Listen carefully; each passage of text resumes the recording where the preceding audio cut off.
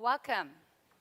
I am Yu Byung-eun, Director of International Relations and Partnership Team, Arts Council Korea. I'd like to take this opportunity to thank my counterpart, Magdalena and Ithaca team, who has tirelessly worked alongside my team over the past 2 years to bring this summit to life. It has been an incredible professional journey for all of us. Over the next 3 days, our delegates will engage in meaningful conversations. I hope we greatly contribute to the future of arts and culture together. Without further ado, let me welcome Jung Byung-gu, Chair of Arts Council Korea, to the stage to kick off the 10th World Summit on Arts and Culture. Let's welcome him with a warm round of applause.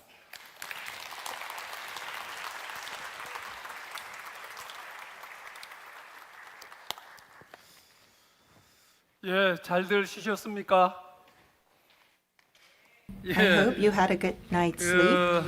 정말 이게 벌써 It's 제 already 인사말을 오늘 아마 네 번째 듣는 분들도 계실 것 같아요. probably the fourth time you're listening to my opening address 그렇지만 this 오늘 week. 처음 저하고 But 만나신 I'm 분들도 sure that there are 계시고, some of you who are meeting me for the 또 first 오늘 time at this 정식으로 occasion. 이 입학과 And 총회가 we are 개회되는 finally 날인 able 만큼 to open the 10th 여러분들 World Summit. 진심으로 And 다시 so I 한번 would like to 환영합니다. officially welcome you once again.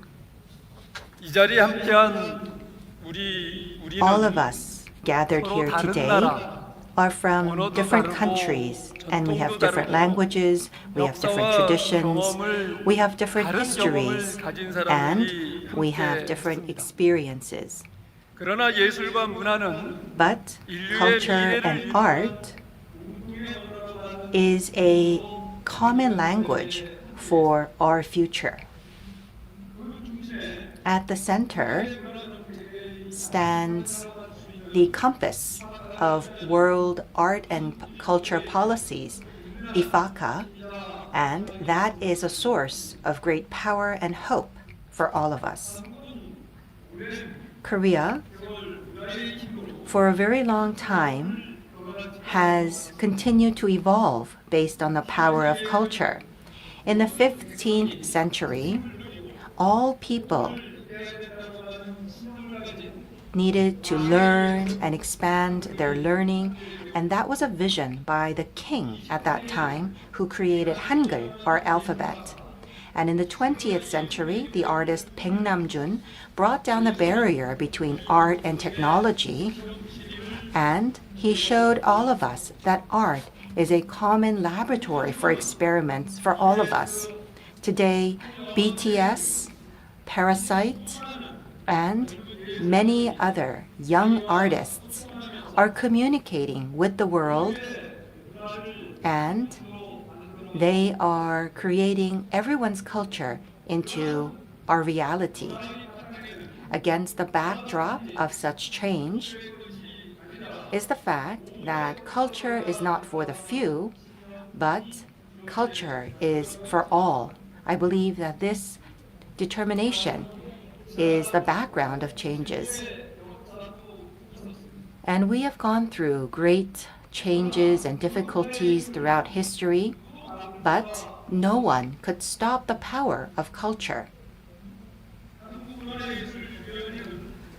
The Korea Arts Council, against this backdrop, has worked with cities and rural areas so that everyone can become a creator. We worked very hard to create an ecosystem in which everyone can create art and culture. We now wish to turn our eyes to beyond Korea to join everyone to create a larger ecosystem.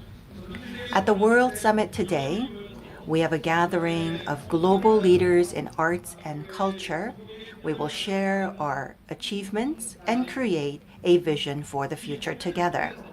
Through this year's World Summit, we will be able to see the healing power of art and the power of creativity, and I look forward to such power being expanded throughout the world. And I hope that IFACA continues to lead policies, art, and people as an alliance of art and culture. Once again, welcome to Korea, and I do wish all of you a time of abundant inspiration and friendship. Thank you very much.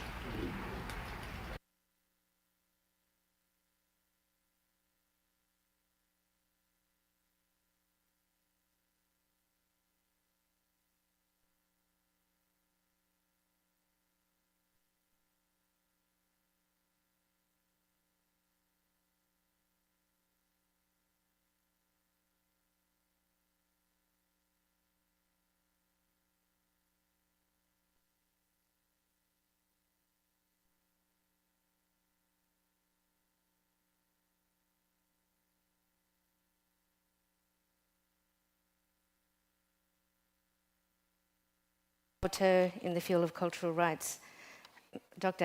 Alexandra Santaki, ministers, dignitaries of culture, IFICA board, ACO board, IFICA members, ACO staff led by Ms. Byung, you, my devoted IFICA team, an expanded one here, esteemed colleagues of the international community and colleagues from Korea, friends, lovely to see you and welcome to the 10th World Summit. As you heard, my name is Magdalena Moreno Mujica and I'm the Executive Director. I have the honor of steering this very small team, but with a big vision that is IFICA.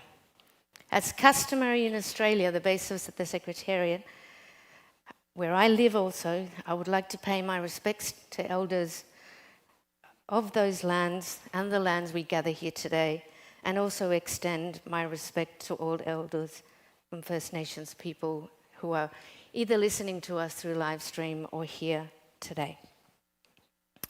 IFICA is a global network of over 90 government agencies, ministries of culture, and arts councils from across the world, including Arts Council Korea, and we are extremely proud of that collaboration.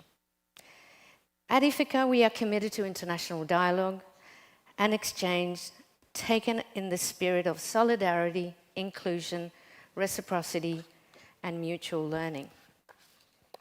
We believe that together we can tackle very complex issues and find long-term solutions to ensure arts and culture can thrive in our own context, in our own communities, and are recognized for its multifold contributions to the lives of us all. This is why the World Summits are so critical and is the foundation of IFICA. In fact, the first World Summit at the conclusion created IFICA back in Ottawa nearly 25 years ago. So today we have much to celebrate. 25 years of collaboration, of exchange and building community at IFICA. We celebrate 50 years of ACO, and the World Summit reaches double digits. It's our 10th World Summit. I come from a very long and skinny country in South America, known as Chile. In Chile, like the Republic of Korea, we suffered a brutal dictatorship for several decades. However, arts and culture did not disappear. On the contrary, it became a key part of our survival and our resistance. Through song, impromptu artistic performance, to poetry, dance, it kept our spirits and our hopes alive. I reflect on this as we gather here in this amazing country, humbled by the invitation to learn and exchange with a backdrop of such strong determination of the Korean people, centering cultural and artistic expression as a pillar of its development. Chongbyong-guk Wiwongjang-nim 감사합니다.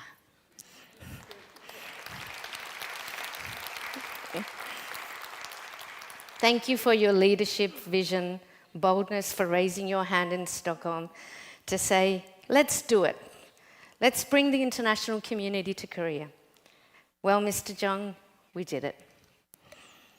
Thanks to our two teams working extremely hard, It has been quite a journey, and in record time.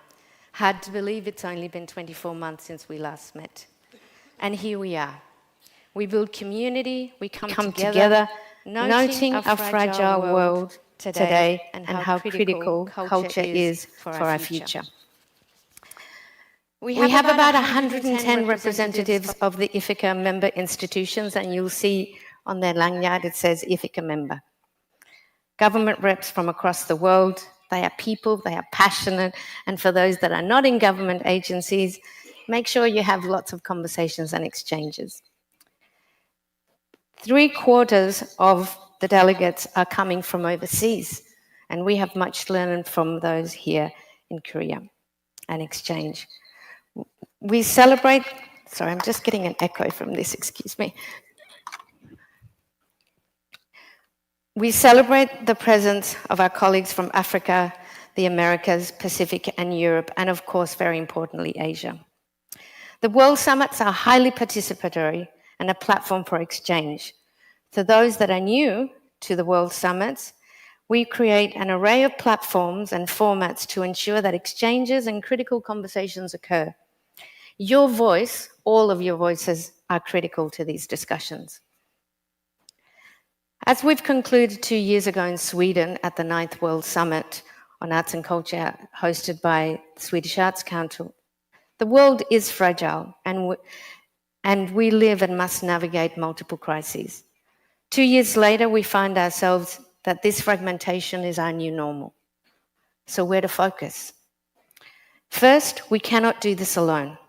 The summit program, thanks to the IPAC members, Sarah Bushra from Ethiopia, Khadija El Banoui from Morocco and UAE, Alphonse Karabuda from Sweden, Octavio Kulis from Argentina, Italy, Jinjun Lee from the Republic of Korea, Plern Prim from Cambodia, and Pooja Sood from India, have helped IFICA and ARCO prepare this rich program.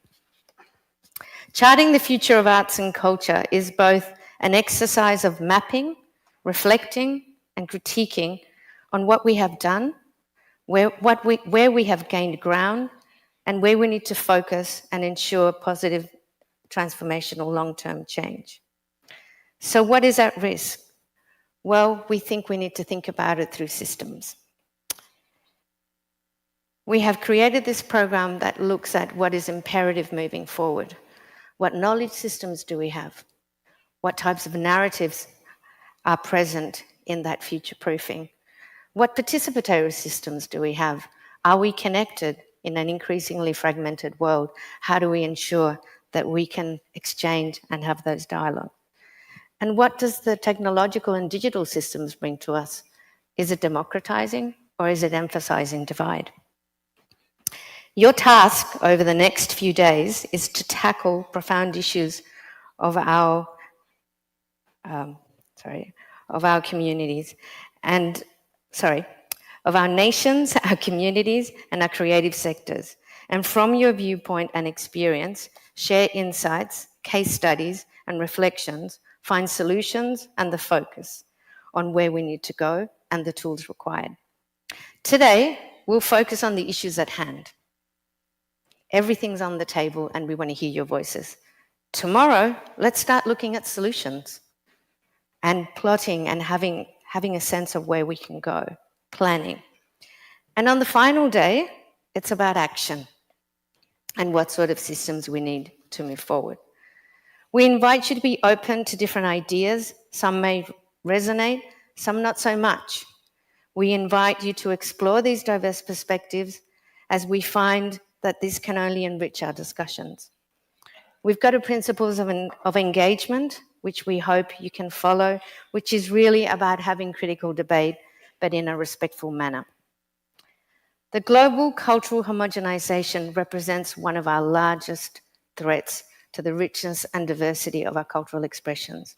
The duality of culture as a dimension of society, as a sector, we must ensure that we work in tandem to protect and support, to articulate culture, the value of culture and the purpose, recognizing that diverse policies are necessary, and to address specific needs for the cultural sector and for culture in everyday life. We have rich content But we must not operate in silos. We must work together to ensure that we can recognize the culture within our nations and as well be recognized in the international context. And I've just realized my cards got mixed up. So you will have to excuse me, and I'm going to have to improvise now. We invite you to be actionable. We invite you to have debate, because this is absolutely key to Ithaca. We want to create a safe space. The plenary sessions in the morning are open to everybody. They're live streamed. But we really ask that in the afternoons, you respect the safe space. No recording, no filming, listening, and engaging. Dear delegates, our voices and our collective voice is absolutely critical. We must work together and build our cultural capabilities and ensure that we can resource mobilize. Most of us know that the issues that we are facing, we are tackling right now, but we can work together and tackle them collectively. I do apologize, this is a little bit upside down.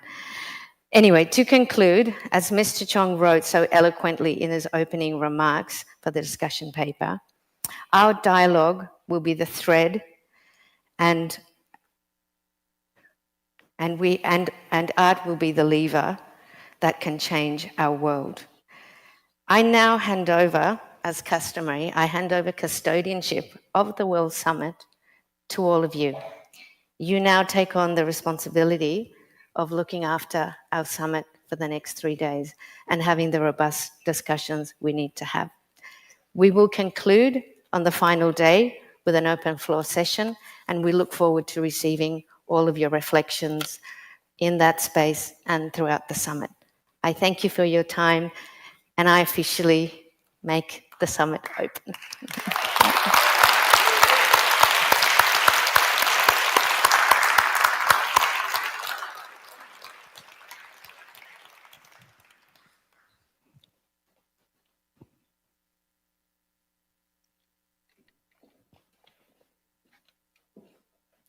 Thank you, Chairman Zhang and Executive Director Mujica, for your remarks. Now, I will hand over the stage to Mr. Simon Meller.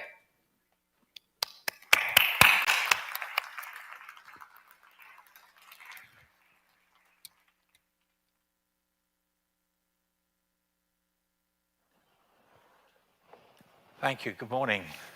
How fantastic, isn't it? We're all here together in this fantastic city to exchange our ideas and our knowledge and think up great ideas together over the next few days. I'm really excited to be kicking things off today. My name is Simon Meller.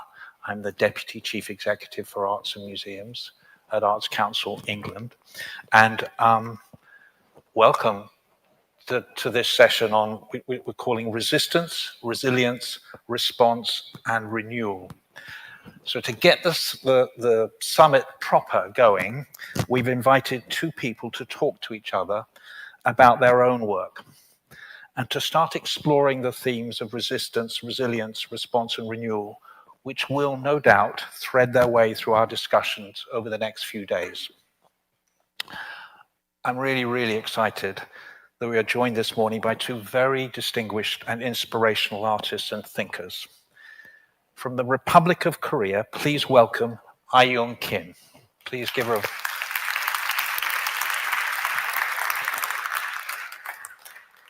For those of you who don't know her, Ah-Young is one of the rising stars of the international visual arts scene. She has recently won the LG Guggenheim Award and the ACC Future Prize.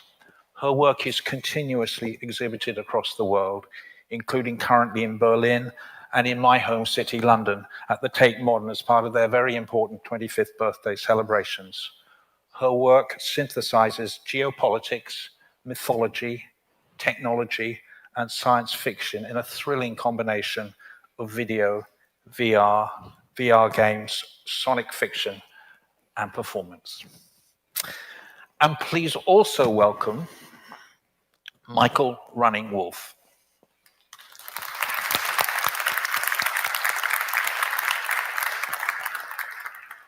Michael was born in rural Montana, USA, and is of Northern Cheyenne and Lakota heritage.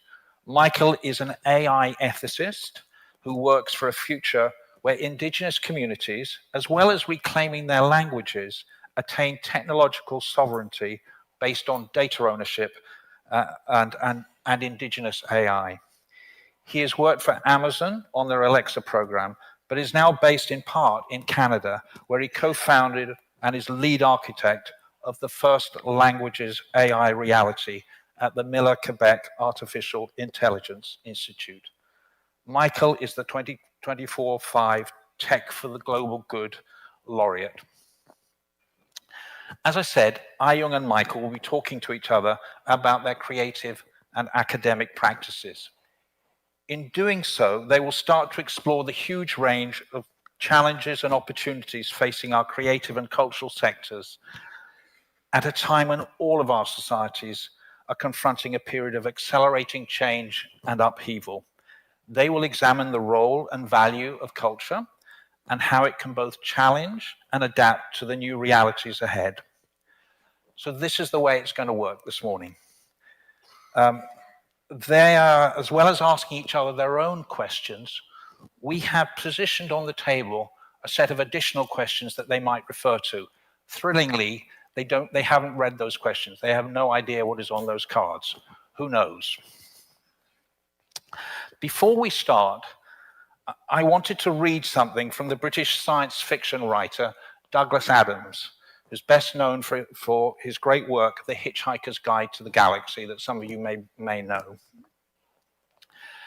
Adams proposed 3 rules that describe our reactions to technologies, and I've always liked them. Rule number 1, anything that is in the world when you're born is normal and ordinary, and is just a natural part of the way that the world works. Number 2, anything that's invented between when you're 15 and 35 is new and exciting and revolutionary, and you can probably build a career based on it. Number 3, anything invented after you're 35 is against the natural order of things. I quote this for 2 reasons, neither of which are directly to do with this morning's conversation.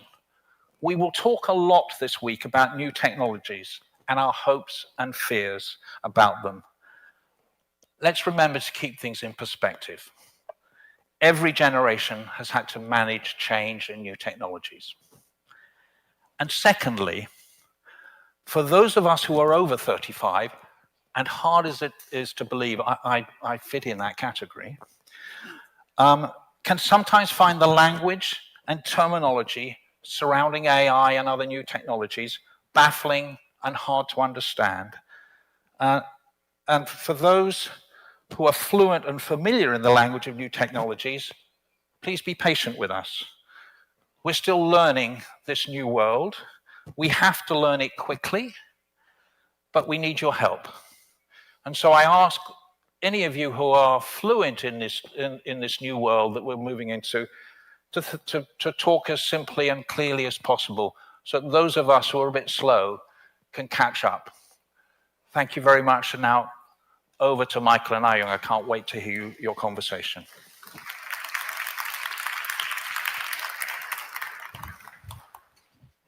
First off, thank you for the introduction. I'm honored to be invited here.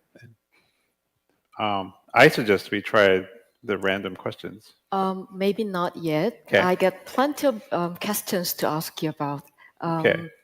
Well, first of all, Michael is a software engineer and data ethicist and a speculative fiction writer, but not in literature, but visual form. I'm a media artist, contemporary visual artist, and since I studied about your practice and what you engaged with the local communities of indigenous cultures, I found this so fascinating that how you make change of our everyday lives in technosphere. But in my practice, I make questions, I make suggestions in speculative forms, but it doesn't change the world. I just give one kind of examples of possible future, but actually you're making actual passages, alternative passages, deviating from the given definition of technology governed by mass tech companies. So I'm really curious and want to listen more about your intervention to create this change.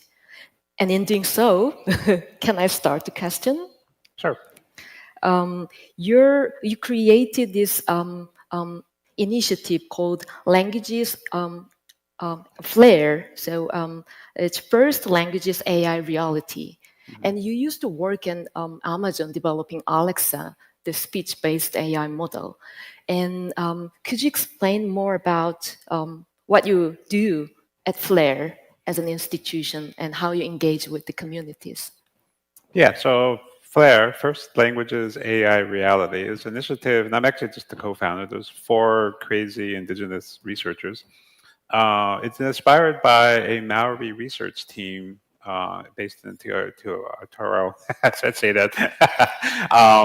So there's a research team called Te Hiku Media based in New Zealand. And in 2018, they had this amazing breakthrough of creating the very first indigenous language model, and that was composed entirely by community participants, and it was created by local technologists in New Zealand and northern Aotearoa, and it was a miracle. Normally, these systems require millions of hours of audio and require systems, the complex infrastructure similar to Google Assistant or Siri. And the expectation was that you need like millions of hours of data to create this automatic speech recognition system. And there's a little tiny team based in New Zealand, composed entirely of Maori researchers, built the first indigenous language automatic speech recognition system in 2018, before anyone, before academians, before Google, before Amazon. And based upon that miracle, I had the good fortune of meeting them in 2019. And that was the beginning of my research and saying, standing upon and in friendship and with the mentorship of Te Hiku Media and Maori organizations founded by an iwi there, we are now building automatic speech recognition language models for North American languages. Amazing.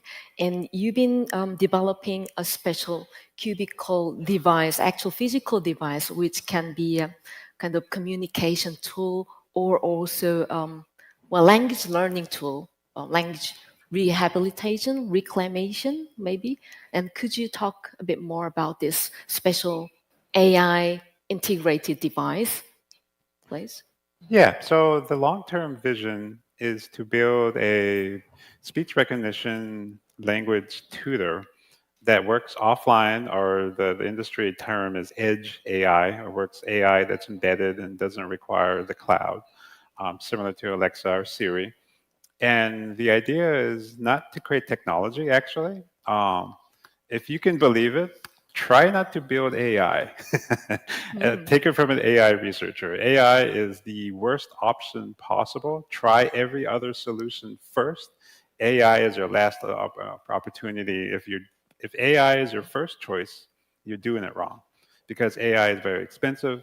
AI requires a lot of data, and AI requires the subservience of a community to an alien entity in a way. Which is the artificial intelligence data pipeline. It's very an extractive process.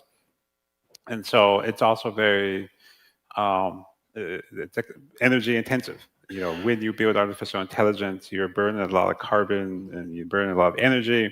Te Hiku Media, on the other hand, though, they are using carbon neutral data servers, and they're letting us borrow. So we're trying to be carbon neutral and responsible in that regard. So back to the point. What we're trying to do is build speakers, technology that enables communities to learn their own language in a safe environment on their terms. And so the technology we're developing is novel.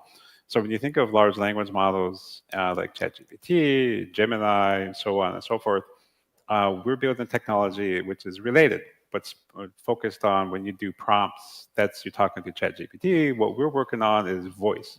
And so they're very related technological challenges, and they haven't been solved. particularly for languages in North America. So the box is an embodiment of what if you wanted to learn your language, if there's 7,000 languages being tracked by UNESCO across the world, nearly half of them are endangered, not just endangered, critically endangered, languages that may go to sleep. What if you can open grandma's cabinet, take out a device, and an indelible device that's not going to go anywhere, and practice, and be able to have this opportunity to speak with your the language of your ancestors. The goal, again, isn't to create technology. The goal isn't to create AI. The goal is to create new speakers in a way that gives agency to indigenous communities and be able to have power over this technology so that it's not exploitative. That's super amazing. And I remember you mentioned that there are certain, well, tribes or communities wherein the speakers of the language are only 1 to 16 people in total. So you said 16 are actually a lot. There are more worse cases. So can you talk more about how you get the data set for training this edge AI model, which is offline AI model? And I'm so curious. I'm not a coder or software engineer, but as a visual artist, I'm always clinging to prone to know how it actually mechanically functions and how you obtain those data from the people. Yeah, the context of the technology that I'm trying to build, or we're building, by the way, the 4 founders, is that we need to build technology that works with very little data. Like you said, one of the communities we're working with only has about a dozen speakers, which is actually a lot. There used to be only 1 speaker, but through the efforts of the community, there's now 16. But there's thousands of these members. And nearly universally, if you speak to any indigenous community, be they in India or South Asia or South America or even Germany, minority languages like Frisian or Swabish, they want to preserve their language. More than just to preserve it, they want to teach their children this language. But there's a gap. Because of colonization and because of institutional aggression from the federal government, the languages are in a very poor state. There's often a very few speakers, and there's a perception that there's no economic value in speaking your own language. Like in South America, a lot of the languages are still vibrant, like Mayan, Nahuatl, but there's a perception that these languages are not valuable, so they're not being taught to the children, and that's causing this generational gap. In the United States, my father had his mouth washed out as a Lakota boy because he was speaking Lakota with soap. They would stuff powder. If you remember, the older generation, you remember soap used to be in powder form. Imagine sticking to his mouth every time he spoke. And so we're at this situation where the languages are precarious and the speakers are elderly. So then, how do we deal with the situation where we don't have a lot of speakers, a lot of data, where we can't recreate Siri with millions of data? So we have to replicate practices like the Hiku Media, where they said, we're going to get, hundreds of the best speakers of Te Reo Maori of this iwi, because it's not a monolithic culture. Indigenous peoples are not monolithic, even though there's many Maori, there's many different dialects and languages of Maori. And so we're going to focus on creating a pristine data set. And that kind of goes back to the technical solution here, is that we focus upon expert curated data so that we have really good data. And number 2, to deal with the data gap, we are building a multilingual strategy, which also implies that we need to have high trust. This cannot be an exploitative colonial exercise conducted by the academy, by corporations, or the federal government. We are an NGO. We work in coordination with the tribal community legal entities. In the United States, they're called tribes or reservations or tribal sovereign nations. In Canada, they're called First Nations. They have reserves and so on and so forth.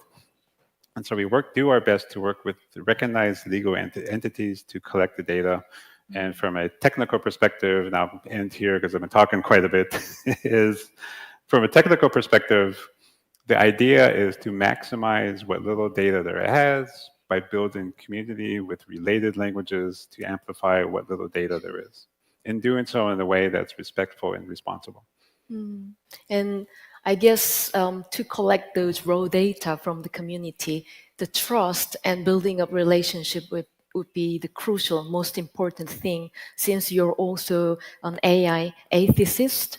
So you mentioned that the biggest difference between what you're doing and from what you used to do from Alexa development team, probably how you deal with the data as a kind of private and valuable elements. So could you talk about this agency and data set privacy and stuff? Yeah, so because we're pursuing a multilingual strategy, meaning multiple communities are working together to create a data set, the collective data set, we've taken the position that the data is not ours. So we have some grant money, and I'll be quite honest, not enough. We make sure that the participants are compensated in a fair way because they are experts. They are domain experts, subject matter experts, and they deserve to be paid because they have families, they have rent to pay. And so what that does, though, is technically when you pay someone to collect data, you own the data. We own the data technically. So what we've done is that we have a contract where the communities, we're licensing the data from a sovereign community entity. So many communities have some sort of representative legal entity, which they're conducting this research. It could be a school, like in Canada, or a nonprofit. In the States, it's actually a recognized tribal sovereign entity, a legal entity, and we're entering into contract with them. It says all the data that we're collecting is the ownership of the legal entity. And furthermore, we're only licensing the data for a limited duration with the consent of the community. So similar to GDPR, we are given transparency, so portability of like what are we doing with the data. We give reports. Part of the contract is that we give regular quarterly reports on what exactly is happening with the data, and we also give the consent to withdraw. So within 90 days of if a community decides we are no longer interested in participating, within 90 days, we'll completely scrub their data from our systems. This way, and it seems to be putting the sword of Damocles over our head, but that's necessary because as a research organization, we need trust, and we want this to be the norm. It's not the norm. The academy, federal institutions, federal governments, and corporations take it for granted that you can just take someone's data and make it proprietary and take it as your own. And we want to be antithetical to that. It's like you can do responsible research while respecting the sovereignty of the community. And I'm curious, were there actually certain communities who kind of refused to continue more in 90 days? I guess not. Of course. I mean, and that's good.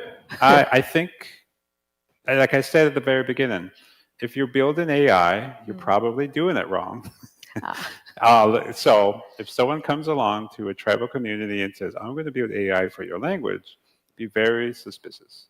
And so I am happy that communities are suspicious and say, we don't want to participate in this because we are nervous about the technology. We say, you have every right, don't worry about it.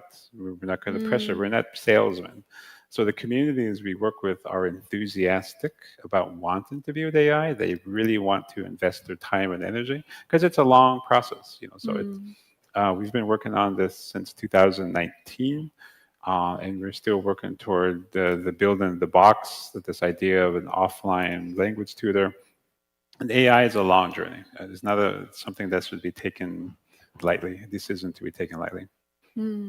Amazing. That's really fascinating. And you're in the beginning process of building this fundamental architecture of this AI device, AI language tutor, right? No, we're still in the active research phase, the data collection phase, because we're working with languages that have been underdocumented, don't have a lot of speakers. And so we're developing, we're in different phases right now. And we can talk about that at depth if you really want to.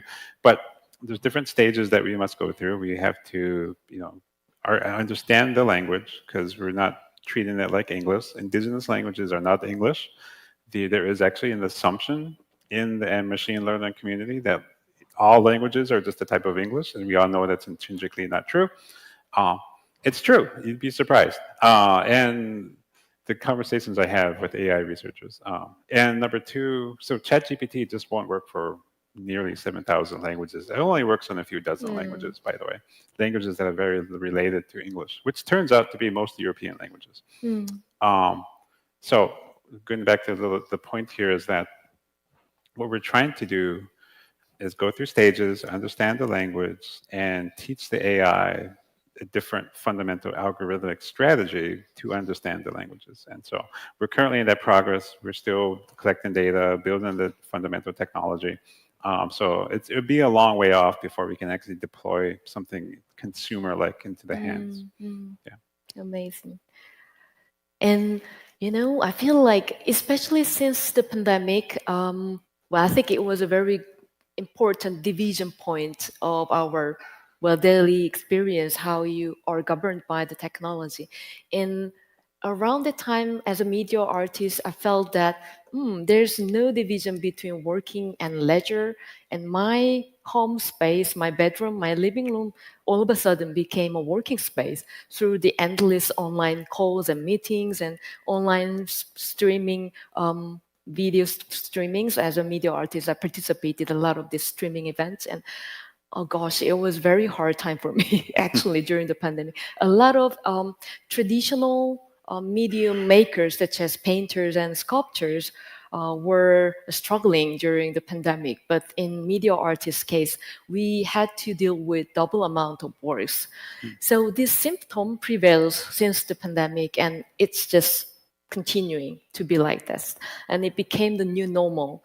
And under this symptom, there is obviously the algorithmic governance. We are utilizing all different types of platforms, apps, and on-demand services. I'm particularly very much interested in delivery, courier services that we use every day. In my case, I use every day the food delivery services. And under this circumstance, everything is governed and collected by the big tech companies. Do you see there could be actually some hopeful alternative way of deviating from this given definition of technology? There could be any kind of techno activism or minor tech movement? Yeah, I think looking at your work and looking at the examples of work of doing, the Cosmotechnic, Cosmovision, of like we're living within the monolithic space. Like we're in a monolithic arena right here. We're on this brick, you're on a stage. And what do you do with when this is the loam, the foundation, and trying to be who you want to be? You're like, I see people in the audience wearing their traditional dress, and it's exciting. I didn't expect to see that in South Korea. I see, indigenous voices here. Like I thought I was going to be the only one, which is very typical, unfortunately. And a vision kind of came to me when I was looking at your work recently. You're an amazing artist, by the way. We should talk about you soon. There is this medicine that the Lakota and Cheyenne have, and it's very rare, and it's hard to get. And you can only collect it maybe every 4 years because of how long it takes to grow. And if you pick it every year and you overtake this medicine, then you wipe it out. And so we have practices and processes, and there's certain years in which you're allowed to collect this medicine. But it's really important because it's critical to the health of elders, and it helps with your health. And if you're very sick, and during COVID, it was very useful to protect our elders because it boosts your immunity. And it's a significant plant. And where you find it, there is this rock. It's a big sandstone rock. And in that sandstone rock is a cedar tree, the scraggly Montana cedar tree. It's like this big. It's almost a bonsai tree size. And it's grown entirely in that rock. And it's cracking. You can see the roots just intertwining into the sandstone. And that's how we indigenous or humans have to somehow survive. We have to exist within this artificial edifice of Western culture and somehow take root so that we can survive and thrive, like such as this beautiful, probably 100-year-old cedar tree, as it's trying to survive and navigate in this new environment that it wasn't supposed to necessarily. And that is how our languages and our cultures survive today, because everything we have today was an act of resistance. Our languages were suppressed. The governments, the institutions, the universities, the corporations came to our lands and said, "You're not allowed to be who you want to be. You must be a Westerner. You must speak English. You must speak French. You must speak Portuguese. You must speak Spanish." And so on and so forth. And we are living in the consequences of that. And yet, our roots are taking hold. We're scratching around. And similar to your work about like the delivery drivers, they're being exploited. They just want to live. They just want to thrive. And they have to work in the cracks and the little edges and the fractures and the fissures of Western society, the edifice, you know. That's really great remark that we all of us, each one of us have got this power to deviate certain given norms of whatever it is. And in that sense, I'm quite interested in the term called cosmovisions or cosmotechnics. Well, cosmotechnics is a term coined by a philosopher recently, and it means that a certain technology is not a result of only this technique itself, but it's a kind of hybridization or amalgamation of understanding the universe from a certain community or culture or nation. But as you mentioned, since the modernization of the 20th century, 19th century by the Western power, each and every indigenous culture and nation have lost their own way of understanding the universe, and so does the technologies. So I'm very much personally interested in how those forgotten technologies used to work and how it would be like if they survived in these modern times. Well, we need to think about this kind of sphere, this air, the ambience, how we calculate time, how we understand the space, how we understand science, and also mathematics. All those things are all very Western thing, and it is known to be universal, but it's not universal.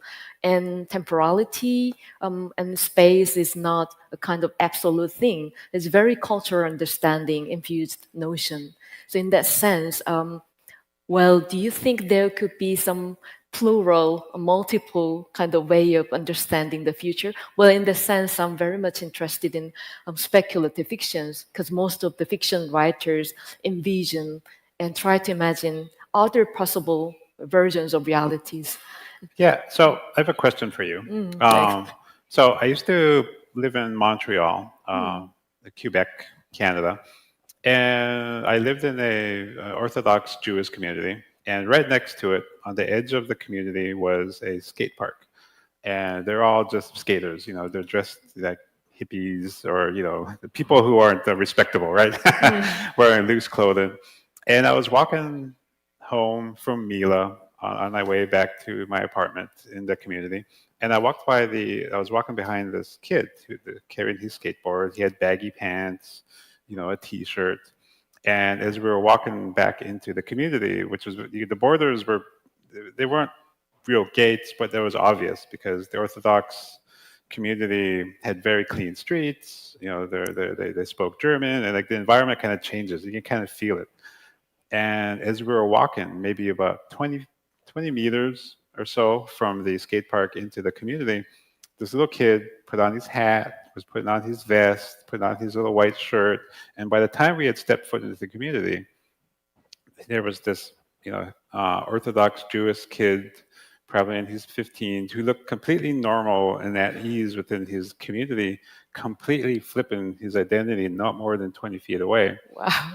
And that gives me hope, because I'm a VR nerd, by the way, and VR has failed so far. That how do you see those dual identities existing through technology? Wow, that's really a deep question. Well, maybe my answer would deviate from what you expected. Well, when we use this immersive technology in VR or whatever we call it, we definitely exist and reside in two different versions of reality. One in, well, our body obviously exists in physical reality, and in our mental status is belonging to this given immersivity. And there comes out this kind of bifurcation or multiplicity of perception of reality comes out. And I'm quite interested in this state of mind. And I remember that I read one thesis or research paper insisting that in contemporary world, every individual has got at least 8 different identities according to the social networks they log in and log off. Well, if I think about myself, I'm sure that I have very different kind of version of myself depending on this, well, this certain types of social networks. So, for instance, metaverse developers trying to aim for those identities interconnected between across all different platforms. In my perception, this reality is not a singular anymore, and we just spontaneously residing in multiple possible realities. So I'm not sure if this is a good answer, but how do you think according to your questions, according to your I think I'm contradictory internally. Okay. On one hand, I'd like to think I'm the same Michael to Caroline in private and my wife, and I'm also, and we argue a lot, by the way, because we're married. But that's who we are. And then I go to work, and I'm the same person to my staff. But recently, Caroline, my wife, pointed out that I am sometimes a scary boss. And like, how's that? I'm the same person. It's the same head. But you're right. I'm sitting here wearing a suit, but I'm trying to maintain my identity by having my moccasins, right? That's beautiful, by the way. And so that's sort of the struggle of being indigenous, is that we're a suppressed identity who has to survive within the edifice of Western society, right? And so I do definitely take on different faces, and certainly not intentional. And like everyone here, most of us probably have LinkedIn. We don't post the same thing on LinkedIn as we do on Twitter or Instagram. And so, yeah, I totally get what you're saying. Yeah. Amazing. So maybe we can at least try to open the questionnaire. Sure. No? Okay. Let's see here, Boo. It's the first random question. I don't. Who owns our narrative? And if we don't own it as artists and creatives, how do we reclaim it? Wow. It's a big question. Wow, it's a big, grand question. So it's, questioning the grand narrative dominated by big tech companies or big hegemonial power. But I think we already kind of answered in those questions. Every one of us are trying to pave our own narrative although it's a very minor level, and trying to create a little crevices and little fractures in the given norms of definitions and technology, maybe. No, I agree. No, I think we're struggling to maintain the language in our head, and we're being, even if you're speaking English, there's a certain language that corporate America, corporate world wants us to think. I agree. So, based on the overall theme of the summit, what would you say to our delegates is the most urgent issue to discuss? Wow, those are all the grand questions. What do you think? I think something that's not being represented here is the very language of ourselves. Like, if you think about language, it's the medium in which art is being constructed. It's the medium in which what we love, and which in which we understand our relationships to each other. There's research, cognitive research. I'm a nerd, by the way, computer nerd. There's cognitive research showing that the language you speak and think of and dream of affects your behavior. And so if you're multilingual, you're able to modal switch depending upon the circumstances, the multi-faces, I guess. Um, and I think language needs to be a component of the art world. Like, you can't create Lakota art not thinking in Lakota. You can't do Maori art, Iwi art if you don't speak your own language. And I'm not saying that everyone must speak their own language, but it diminishes the art if you don't have the modality, the operating system in which the culture and art originates. Like I imagine your art would be very, very different if it was in Hong Kong or That's right. in Miami or in Cairns or something, right? Well, I come up with this question because you once mentioned that this many indigenous native American languages are polysynthetic. Polysynthetic, the term I understood is that certain combination of alphabets or words or sonic elements creates a lot of quite thick meaning, right? Which is quite different from American English language model. And what do you have? What is the struggle when you develop this language model based on those polysynthetic language? Yeah. So I don't want to turn this into. I only play a linguist on TV. So polysynthesis, just for a quick recap, just means that you have this concept of morphemes, which is the smallest amount of sound that conveys meaning. So you have, car, which is an object. If you add s to it, cars, in English, that's polysynthesis.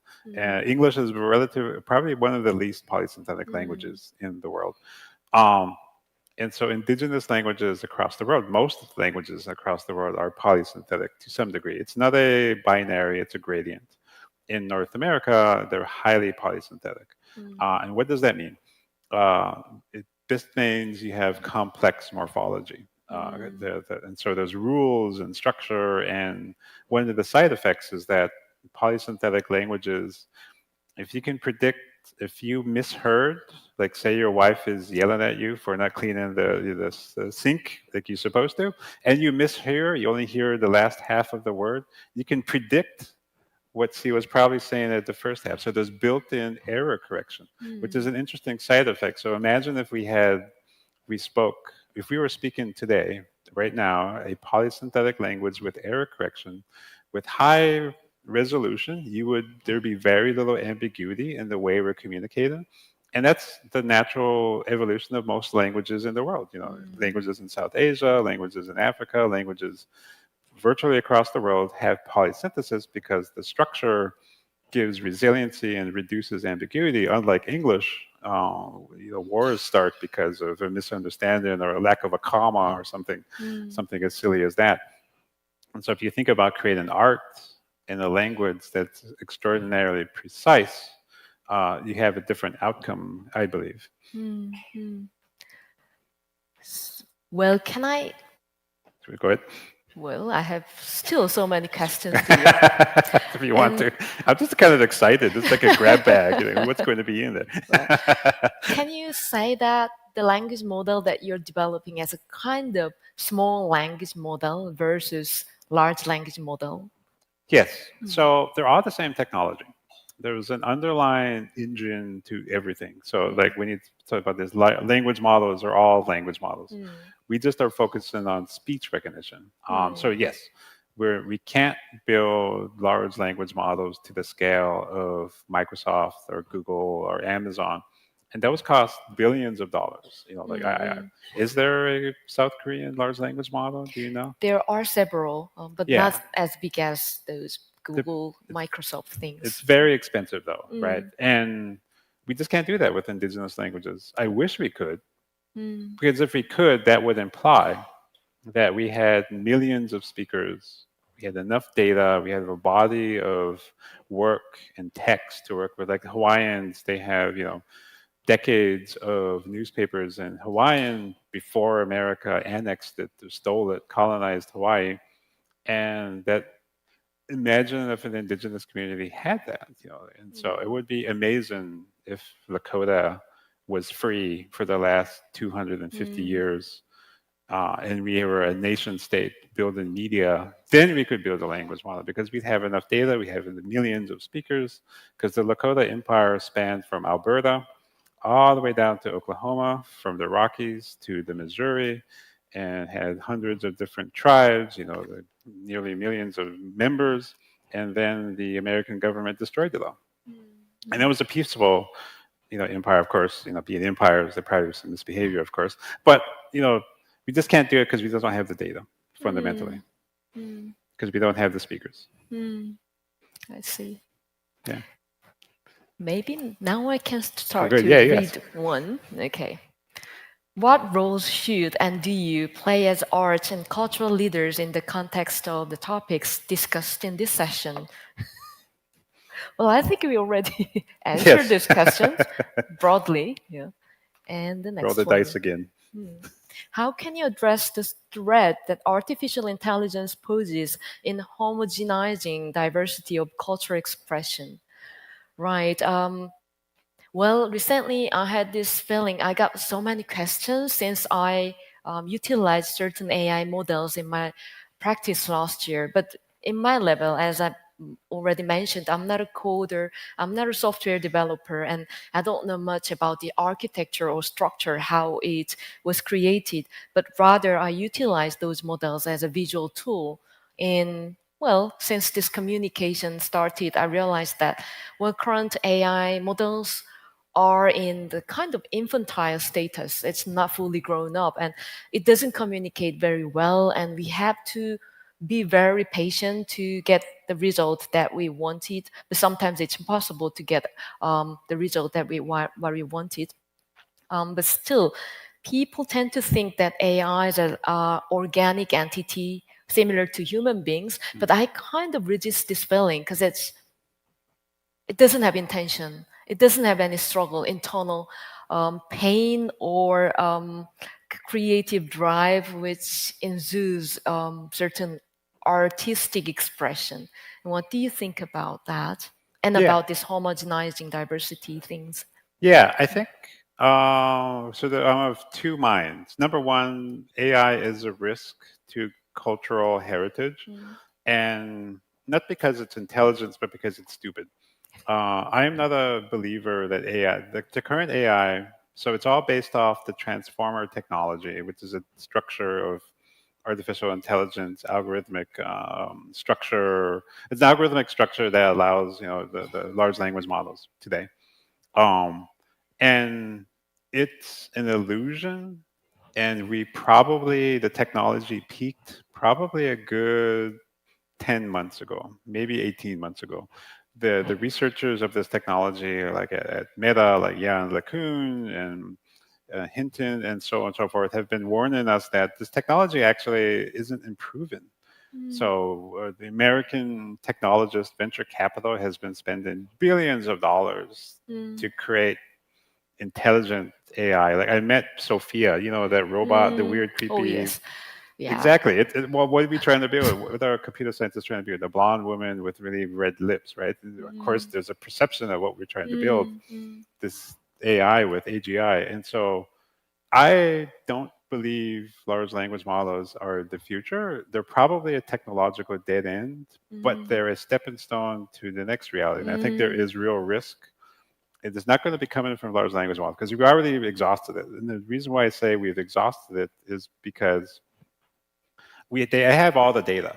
They've exploited all our data, all our Facebook posts, all our tweets, all our content, all your media, all our published works. The work of you all has already been consumed.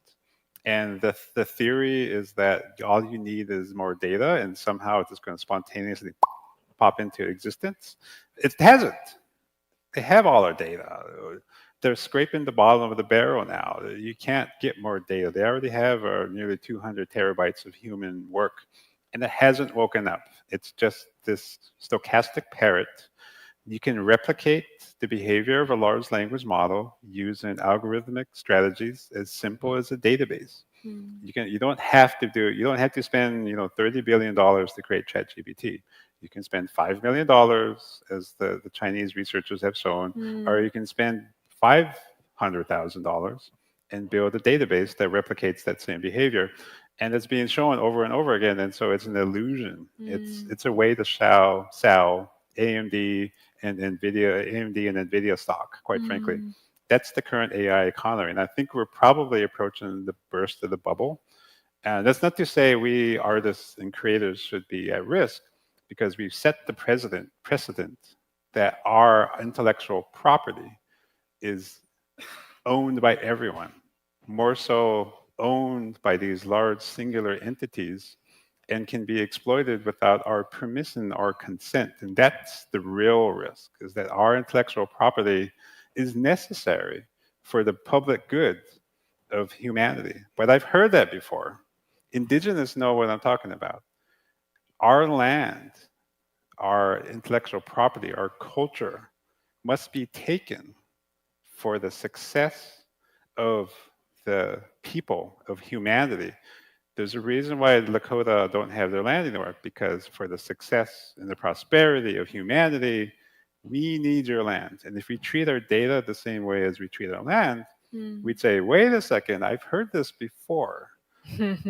We should stop and think about giving away our data. When you see that big long scrolls of text and you click I approve, you are the product. You're just a part of the machine that's being exploited in you. And of course, we often don't really, it's been practical. I use LinkedIn. I click it every time they accept it. I'm fully aware I'm being exploited, because it's necessary in this environment. And I'll end with my soapbox right there. TLDR, AI is really expensive, and if you keep trying to use it, it's the wrong approach. There are other strategies, more humanized injuries. That's coming from an AI researcher, by the way. Amazing. I think now it's time to wrap up our conversation. Well, actually, I can say that while I studied about your practice and what you've been developing, the AI language models, and how we diverse and how we alternate the given technologies in different forms, actually, I learned a lot, and I appreciate that you gave me a lot of keywords to research more deeper on this boundary of thinkers and community. Thank you so much for this. And yes, and thank you. It's been an honor having a conversation with you. Great.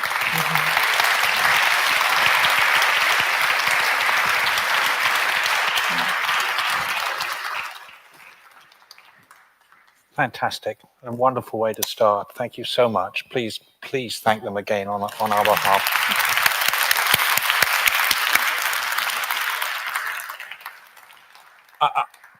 For me, I'm going to be taking away a few things that I think I'm going to hold this week, for the rest of this week, and tease away. I found, Michael, that incredibly powerful metaphor of a similarity between the way that AI works and the experience of the Lakota people, and that the way that your land has been taken, and now these companies want to take our data, and that's I think that's a very powerful idea, and something that we all we all just need to be conscious in the way that we work about the need to build consent and trust if we're going to use this technology, and thinking about who is it. It's not an end in itself. It can only ever be a tool to do that more important thing. I loved the cosmotechnics, kind of this world of kind of how actually things are quite we make assumptions about our own, the kind of basis of our thought being singular, and this idea there are different ways of understanding time, and there are different narratives, and I think that's the power of the arts, isn't it? And trying to get into those stories and those multiple identities that we all have, and then I suspect for all of us, that image of that cedar tree growing out of the sandstone in the harshest of conditions, the roots working their way, finding those fissures and cracks. And what it gives us in the end is this incredible medicine of life-affirming kind of good, but you can only every 4 years. I think that's such a powerful image and a powerful story. It seems to me to be a very interesting way of talking about the work we're all interested in, the way that creativity and culture can form this incredible pathway to hope in the hardest of times. That the work a lot of our creatives, our artists do, they often work in these incredibly difficult conditions, but they find those little fissures and cracks and keep going. And in the end, they produce this stuff that is nourishing to the soul. So I think it's a fantastic way of starting our discussions over the next few days. And again, thank you so much. Brilliant. Thank you very much.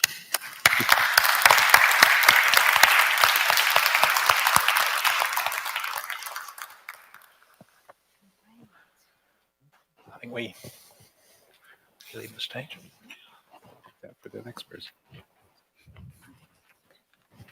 Okay, we can, Really yeah. creative.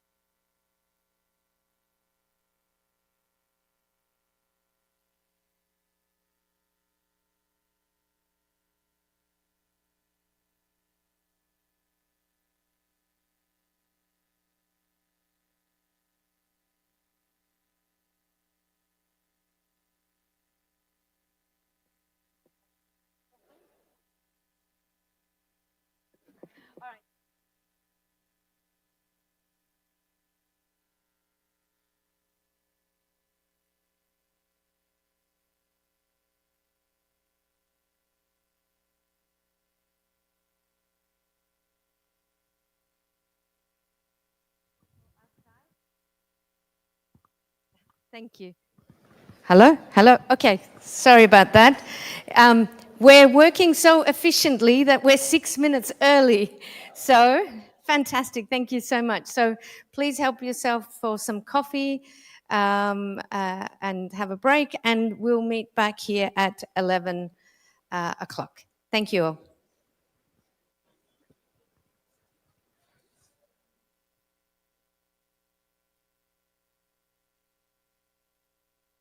Begin the coffee break. Coffee stations are available on the first and second floors of the Arco Arts Theater. For your comfort, additional seating has been specially arranged in the front courtyard of the theater. Enjoy the break and take a moment to connect with fellow delegates. 지금부터 커피 브레이크가 진행됩니다.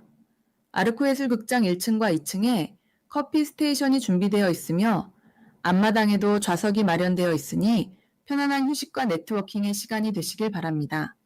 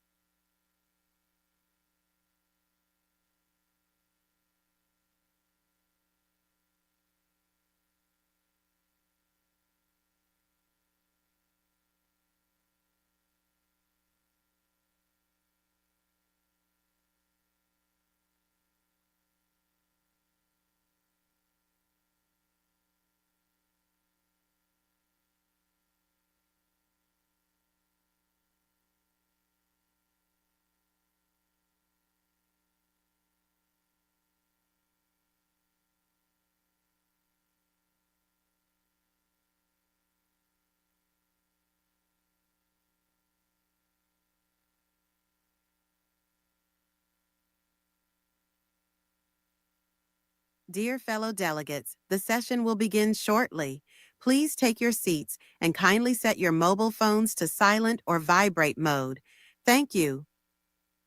참석자 여러분, 잠시 후 세션이 시작됩니다. 자리에 앉아주시고 휴대전화는 진동 또는 무음으로 설정해 주시기 바랍니다. 감사합니다.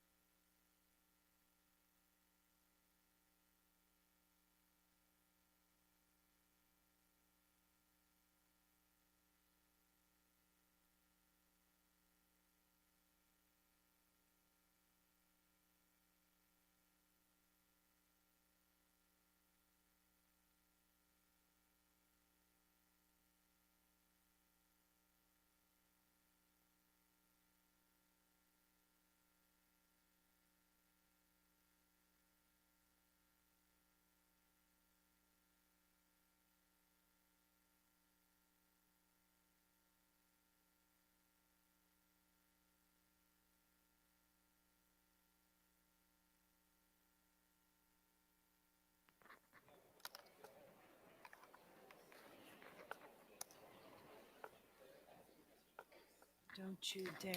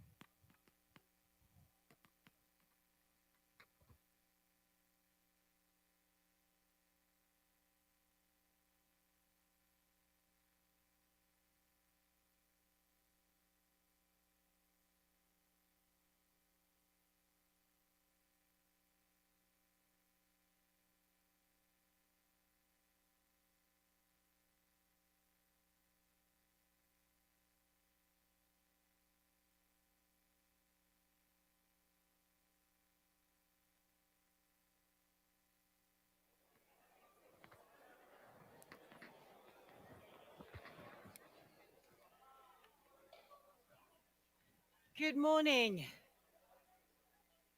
Good morning.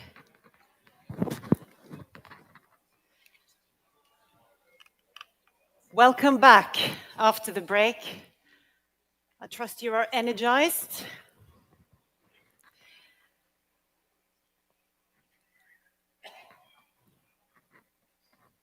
Everyone's finding their seat. So welcome back from after the break, and it's very good to see you again. I am Christine Danielsen, Chief Executive of Arts and Culture Norway, and also serving as chair of IFACA. And I'm speaking very slowly to make sure that people have the time to find their seats. That's the point of these summits as well, to meet and discuss and exchange and learn from each other. So it feels a bit bad to be breaking that up. Anyway, welcome very much to this first discussion panel of the summit, where we are setting the scene for the exchanges and hopefully the vivid debates that we're going to have over the coming 3 days. The title for this conversation is pretty daunting, but it's also very important. It is the future of culture in times of exponential shifts. This is where we will start to unbox all the issues raised in the discussion paper prepared for this summit. In the introduction, we are reminded that we stand at a very critical juncture. Our world today is marked by geopolitical instability. It is being shaped by climate emergencies. We are seeing widening social divides, financial austerity in the arts, and a very rapid technological disruption. We are indeed being challenged, and many of us work hard to make sure that culture does not lose out on the battlefield. For those of us who were in Stockholm when we parted 2 years ago, we acknowledge that culture is a core dimension of our humanity, as it embodies the values, beliefs, expressions, and practices that shape how we understand ourselves, how we relate to one another, and how we make meaning of the world. Culture is not just what we create, it is how we live, how we relate, and how we imagine our future. It is intrinsic to our humanity because it makes us not just individuals, but communities with shared meaning and purpose. This, of course, makes perfect sense in this room, I hope, to most of us, but we are challenged to make this the case for more people, communities, and governments outside this precious room. Because as you remember in Stockholm, we also agreed that we need to take action to prevent culture from being siloed or reduced to a mere commodity. Cultural policies, cultural action must evolve to safeguard human-centric values and diverse worldviews. As arts councils and cultural agencies, we need to ask ourselves, are our current systems fit for purpose, or are they reinforcing the very inequalities that we aim to resolve? Have we allowed culture to become disconnected from the social majorities that it should have served? I believe these questions will take a bit of an effort to answer, but that is also the purpose of bringing you, professionals of culture and arts from 120 nations, together for the next 3 days. Some of you heard me at the gala last night saying that we come together with diverse perspectives, vast experience, and in coming all this way, you show great dedication. This summit is a unique space for reflecting and sharing, and it is also a key influencing platform, contributing ideas to our sectors and governments all over the world. And this is a key moment for us to inform the upcoming Mondia Cult, which is the meeting of ministers of culture in Barcelona, September, later on this year.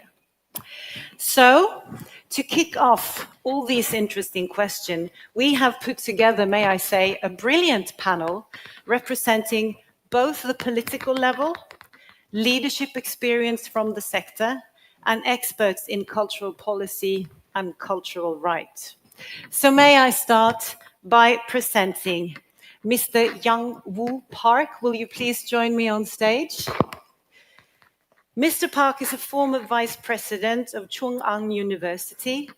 He is the former Minister of Culture, Sports, Media and Tourism, and he's also the former president of Gwangju Biennale Foundation. A very warm welcome to you.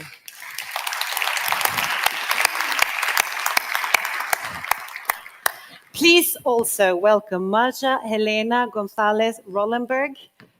Please join me on stage. Marcia is the Secretary of Cultural Citizenship and Diversity from the Ministry of Culture in Brazil, which is a position I hold for the second time. A very warm welcome to you.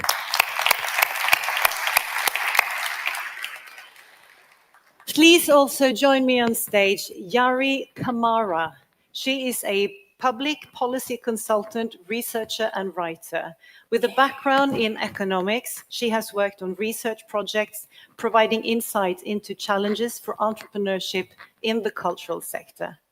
Yari is also a writer and particularly passionate about contributing to policies that create opportunities for Africans and that develop vibrant cultural industries globally. A very warm welcome to you, Yari. And finally, but very importantly, please join me on stage, Alexandra Santaki. She is a Greek living in the UK, according to her, because of the weather. She is a professor at Brunel University with an expertise in indigenous rights in international law, but she is primarily here as our UN Special Rapporteur in the field of cultural rights. A very warm welcome to you. So we are lucky to have perspectives from our host country, the Republic of South Korea. We have the Brazilian from Latin America. Yari will share African perspectives, and Alexandra will speak on cultural rights from a global perspective. For my own part, I work with current challenges in the Nordic and Northern European perspective at Arts and Culture Norway. And I'll try and sprinkle the conversations with that. In my organization, we have worked with the revision of our strategy and our policy making, trying to move from sector to society, seeking to build a broader connection, engagement, and acknowledgement for culture and arts outside the established communities that we have served since 1965. We are trying to ask ourselves not what we do, but who do we serve? And we are very much in the middle of these processes, and I'm so keen to hear and learn more about these challenges being addressed in completely different contexts. So, as we are at the very first panel, I would like to ask you to start with presenting your interventions. And I have prepared you all with very broad questions, setting the scene, not necessarily answering all these questions, but giving your perspective from your context. So I've challenged these four brilliant people. Where do you see the future role of culture and the creative sectors in these times of exponential shifts? So please, Mr. Park, would you like to start by giving your intervention and introducing us to the Korean context? Thank you very much for that kind introduction, moderator. So as was introduced, I am Yang Woo Park. As you have heard from the introduction, I used to work as the Minister of Culture, Sports and Tourism of Korea. So serving as the minister, and I've also worked as the head of Gwangju Biennale and also at universities. I've taught cultural policies as well as arts management. And also in Korea, I worked as the chairman of the Film Industry Association, having spent about 40 years across culture and art in Korea. Since I come from the experience of having served as the Minister of Culture, Sports, and Tourism, I would first like to extend my deepest gratitude and my welcome to our people attending IFACA. And as the minister, former minister, I would really like to welcome you all to the Republic of Korea. And it was quite a pleasant surprise because I've spoken to the panelists over here. They were telling me that this is their first time visiting the country. Excuse me.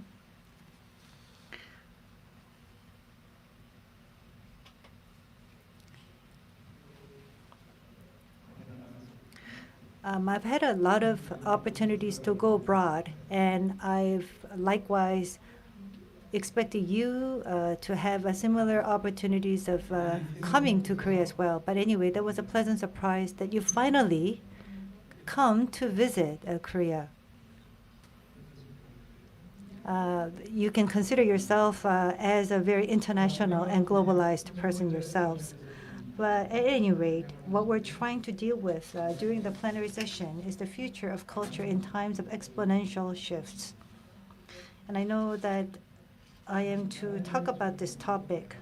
Well, there may be various definitions for culture. There can be a very classical definition of culture and arts on one hand, and Raymond Williams and Edward Tylers have given definitions of rather broad definitions on culture. And in particular, Edward Tyler talked about the holistic lifestyles as a culture itself. So there may be varied definitions of culture across the scene, but at any rate, culture is closely related to our lives. So all in all, culture is about what human is all about, what human wants to achieve, and its aspirations and its dreams. And I believe that culture has a very close relations to this. So what do we as human beings want to achieve? There may be lofty goals, but when it comes to the popular culture scene, there can be philosophies, money, or capitalism. And of course, there will be more commercialization going forward. And as a result, I believe that commercialization will be one of the big themes for culture. And of course, there's convergence issues with technology. And once technology is converged into our lives, culture may lean towards commercialization too much, or there could be an issue in terms of threat against the genuine nature of human beings or humanity. And I believe the other panelists over here will be able to expound upon those specific themes. And as for myself, I would like to talk about my recent experience. Two case examples that I want to introduce to you to explain to you that culture doesn't exist in its own form, but it exists in its relations with other external environment as well as variables. So when we're talking about the future of culture, we would have to talk about exogenous environment and variables. And culture has to be defined in the context of our external environment. And I would like to illustrate two specific examples coming from Korea. First of all, because I served as the Minister of Culture and Sports and Tourism, I do come with a lot of experience. I believe that this is not only applicable to Korea, but also applicable to other countries and everyone who's sitting over here. It's COVID-19, the pandemic that we all went through.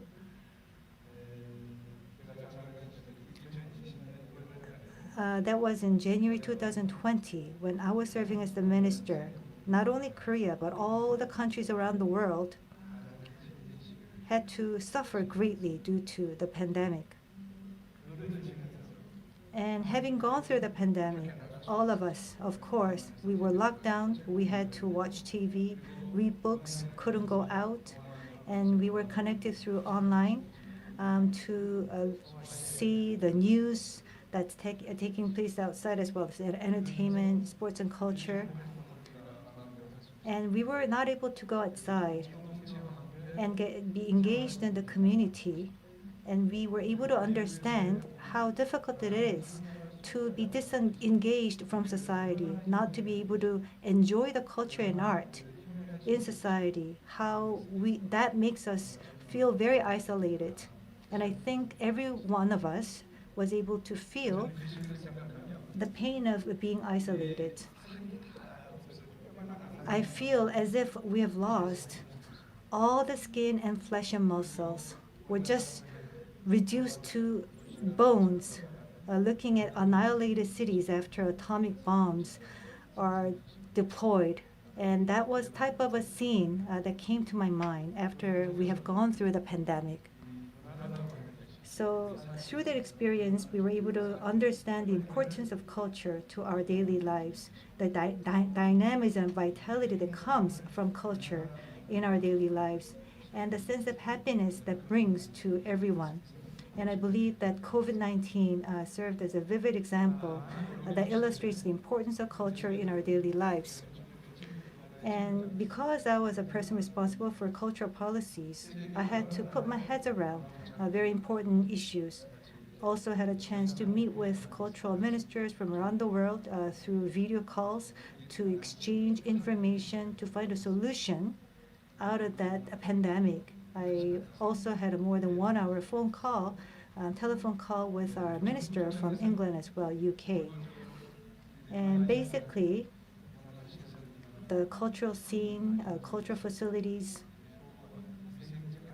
we had to focus on hygiene and health issues. And that required a lot of budget on the part of the government, and how we can provide better support for our cultural experts as well as artists because they have lost their jobs. What about the companies? How are we going to ensure that they can maintain employment and they can continue to work without having to shut down their companies? There were special low interest rate policy loans to be provided to these companies so that they can continue to survive. And after COVID died down, we wanted to bring the audience back to the cultural scenes. For example, providing support for the ticketing admissions as well. So various policy support were provided by the government, but we require more than just the government's efforts, because those people that are at the scene of culture and art, we had to work in collaboration with these experts. But anyway, coming back to Korea, the COVID-19, the pandemic served as a very important opportunity for us to look back at our stakeholders, including people from the culture and art scene, the government, as well as the audience and consumers. We worked together in partnership with all the stakeholders, and we were able to overcome the pandemic in a relatively short period of time. So my lesson to you from the first example is that culture does not exist in its own, but especially when there's a pandemic, like such shocking events, there can be much significant repercussions to the cultural scene. And once the cultural scene is very much affected by such external environment, our lives, our happiness, our satisfaction, and the quality of lives would be inevitably affected as well. So we have to be aware and consciously monitoring what is going on in the external environment. Second case example that I want to introduce. I'm not sure whether I am given this much of time, or do I have time limits? That experience after the other interventions? 예, 그럼 딱 2분 정도로만 제가 얘기를 하겠습니다. I'll just try to keep my talk to 2 minutes. Just give me 2 more minutes. So as a Korean myself, I feel a bit shamed to talk about this, because on 3rd of December, we had a declaration of martial law, which was a very unfortunate turn of events in Korea. Now, Korea went through COVID-19 successfully. overcame COVID-19, and cultural contents from Korea became very well known, such as K-pop, BTS, Blackpink, very famous as well in Apart, which is a song that was sung by one of the singers from Blackpink, which is very popular among the Korean, the global audience. And also through OTT, the K-drama as well as films are very much well known to the global audience, and through other platforms as well. And International Non-Scripted Content Association is an organization that I'm serving as a president. The daily entertainment reality programs are very interesting. So through OTT and social network, it has become widespread around the world. And through such media, Korean culture was exchanged with the global audience. And at the same time, the global audience, they became gravitated towards Korea. So we saw much of an inflow of tourists and travelers from abroad into country. Out of 52 million, about 30 million Korean people go abroad, but there's about 20 million people that are visiting Korea. I believe that the number would be higher, but due to the declaration of martial law, all of a sudden, that was a big shock. And it dealt a blow to the cultural scene, whether that is theater, cinema, performance, all these cultural scenes really went through a difficult time. And tourism was also dealt a blow as a result of martial law. So again, my point is, when it comes to cultural scene, it is very much exposed to exogenous factors, the democratization, political stabilities, as well as economic growth and development, and social stability, and ensuring the rights to education, especially the rights of education for culture and art. All these different external factors really have a lot to do with culture. Only when all these factors are in right place, we can foster and grow our art and culture. So whether it is cultural artists or performers or people that are running the organizations or leaders, staff that are working at these organizations, of course it is important for you to be engaged and have interest in the cultural scene in and of itself, but it is nonetheless equally important to be interested in the outside world and how we can better adapt and to respond to the changing environment. And that concludes my opening remarks. Thank you. Thank you. Thank you so much for sharing that. And we are most certainly aware that external factors and what happens in the world is going to influence culture and arts in our sectors respectively. I would now like to move on to a slightly different side of the world, going to Brazil and listening to your intervention, Maria Helena Goncalves Rollenberg. You are currently a minister. You are the Secretary of Cultural Citizenship and Diversity at the Ministry of Culture in Brazil. Please, the floor is yours. Buenos días. Good morning. I'm very happy to be here in Korea, and I greet to the participants of this World Summit.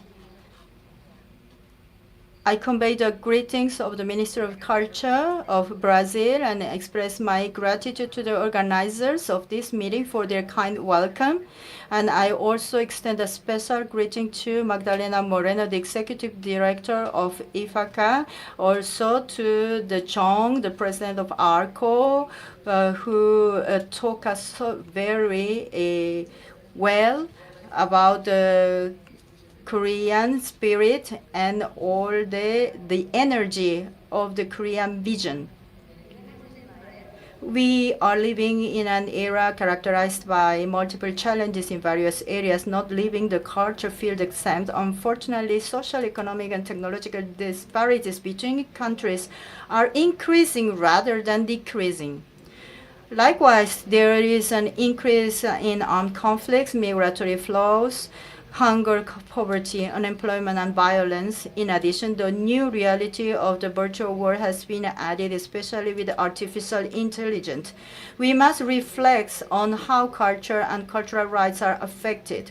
Homogenization of the cultural industry, consumption and production patterns, urbanizations of society, new forms of expression and continuation, loss of heritage, risk of intellectual property. Brazil, under Lula's presidency, considers culture a public good. Since last year, work has been done to rebuild the agenda of cultural diversity and citizenship, strengthening the Ministry of Culture with new and important legal framework to make culture a strategic area that connects and expands understanding between communities and peoples.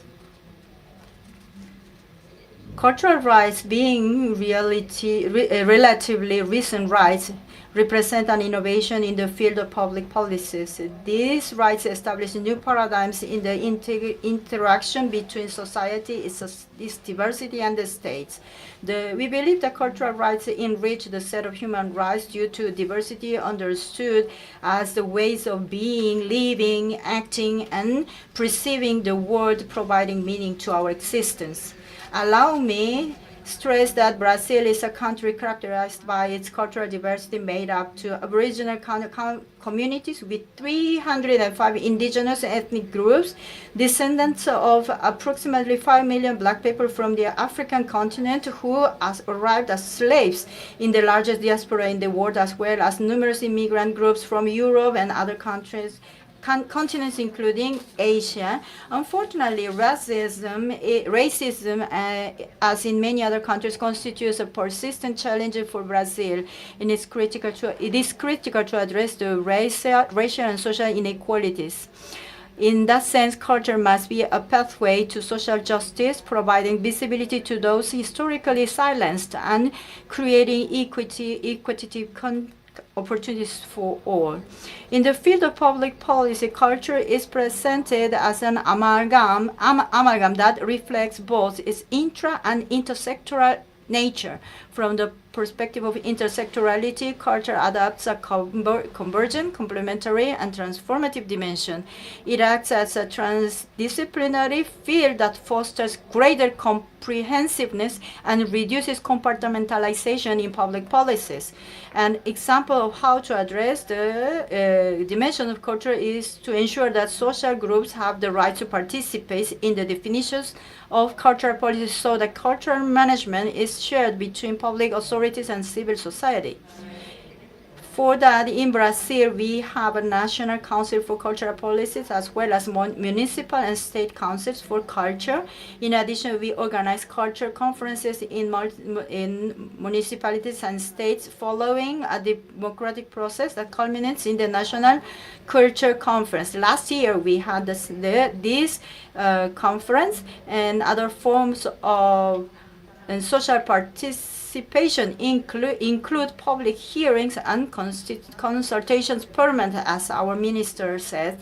And with the national policy of living culture, the Brazilian Ministry of Culture seeks to strengthen the protagonism, autonomy, and empowerment of society, established as program in 2004 and instituted by law in 2014 when I was in that ministry working. And living culture is a community-based policy of the national system of culture that is being implemented in Brazil. The basic principle of this policy is that the state does not produce culture but recognizes and supports the cultural activities of cultural groups, collectives, and institutions of civil societies known as points of culture. The living culture policy acknowledges community, cultural groups, and collectives which consist of various knowledge, expressions, and traditions. This policy includes supporting for groups that uphold Afro-Brazilian and indigenous cultural identities as well as culture bearers to be recognized. in the academic field also. This policy is developed in collaboration with representatives of civil society, cultural groups, public cultural managers of states and municipalities, and universities also. We collaborate with them. The Living Culture Policy is a public partnership with community culture that seeks to expand cultural rights, democratize promotion, and strengthen the country's cultural diversity, as well as position culture and creativity as elements of social and economic transformation in the territories. Brazil currently has over 7,200 cultural points in around 1,600 municipalities across all 27 federal units. It's a big challenge. Develop a policy that have coverage in all these territories. Supported by the government, these groups engage in cultural and social activities like dance, music, theater, and educational programs. Cultural points are also funded to work in networks, either territorially or on specific issues. Our Living Culture Policy has led several Latin American countries to adopt community-based cultural policies, which led to the creation of the Ibero-American Cooperation Program called Iber Cultura Viva. Now it includes 14 countries, and I chair on behalf of Brazil. I was there in 10 years in the creation of the policy, and now I'm the chair of the group. This program has enabled the formation of collaborative networks that support a shared agenda in Latin America focused in recognizing Afro-descendant and indigenous population. The Iber Cultura Viva program illustrates how regional cooperation can affect local conditions and advance racial and social justice. From this experience, we have learned that cultural policies must be flexible and collective. That nowadays, the Latin American movement of living culture is a strong tool to go beyond the limits of countries. And from these experiences, we know that through cooperation to strengthen arts and cultural manifestations, it is possible to transform communities, promote inclusion, improve social well-being, and consequently build a more equitable and sustainable future. As a representative of Brazil, I remain at your disposal to exchange ideas and explore ways of collaboration, either within the platform of IFACA or bilaterally. Culture can be an effective tool for improving the world, and cooperation is an appropriate method to achieve this goal. Thank you very much. Thank you so much for sharing that perspective from Brazil. Moving on to Yari Kamara. You are based in Milan, but you will share some perspective specifically with an African perspective. Good morning, everybody. I'm very pleased to be here and humbled to be on a panel with such esteemed representatives of cultural policymaking and defense of cultural rights. I will start my intervention with two warnings. So on the program, I'm listed as being from Sierra Leone and Uganda. Those are my countries of birth, but they're actually countries in which I have lived and worked very little, so just ignore those. Most of the examples that I will bring come from my work in countries like Burkina Faso, Cote d'Ivoire, Zimbabwe, Kenya. So I work across a range of African countries, mostly sub-Saharan African countries. Second warning is that I wear two hats, or if you like, even two personalities, that of a cultural policy researcher and advisor, looking at what are desired policy outcomes and how can we achieve them. I also wear the hat of a writer, and writers are people with an overdeveloped knack for extrapolation and asking what ifs. So in my intervention, I will speak of the cultural policy priorities that I see being pursued in various African countries, and I will speak more for sub-Saharan Africa than the North African countries. And I'll also bring in my own personal extrapolations, my what-if questions, to identify some non-negotiables in charting the future of cultural policy in Africa.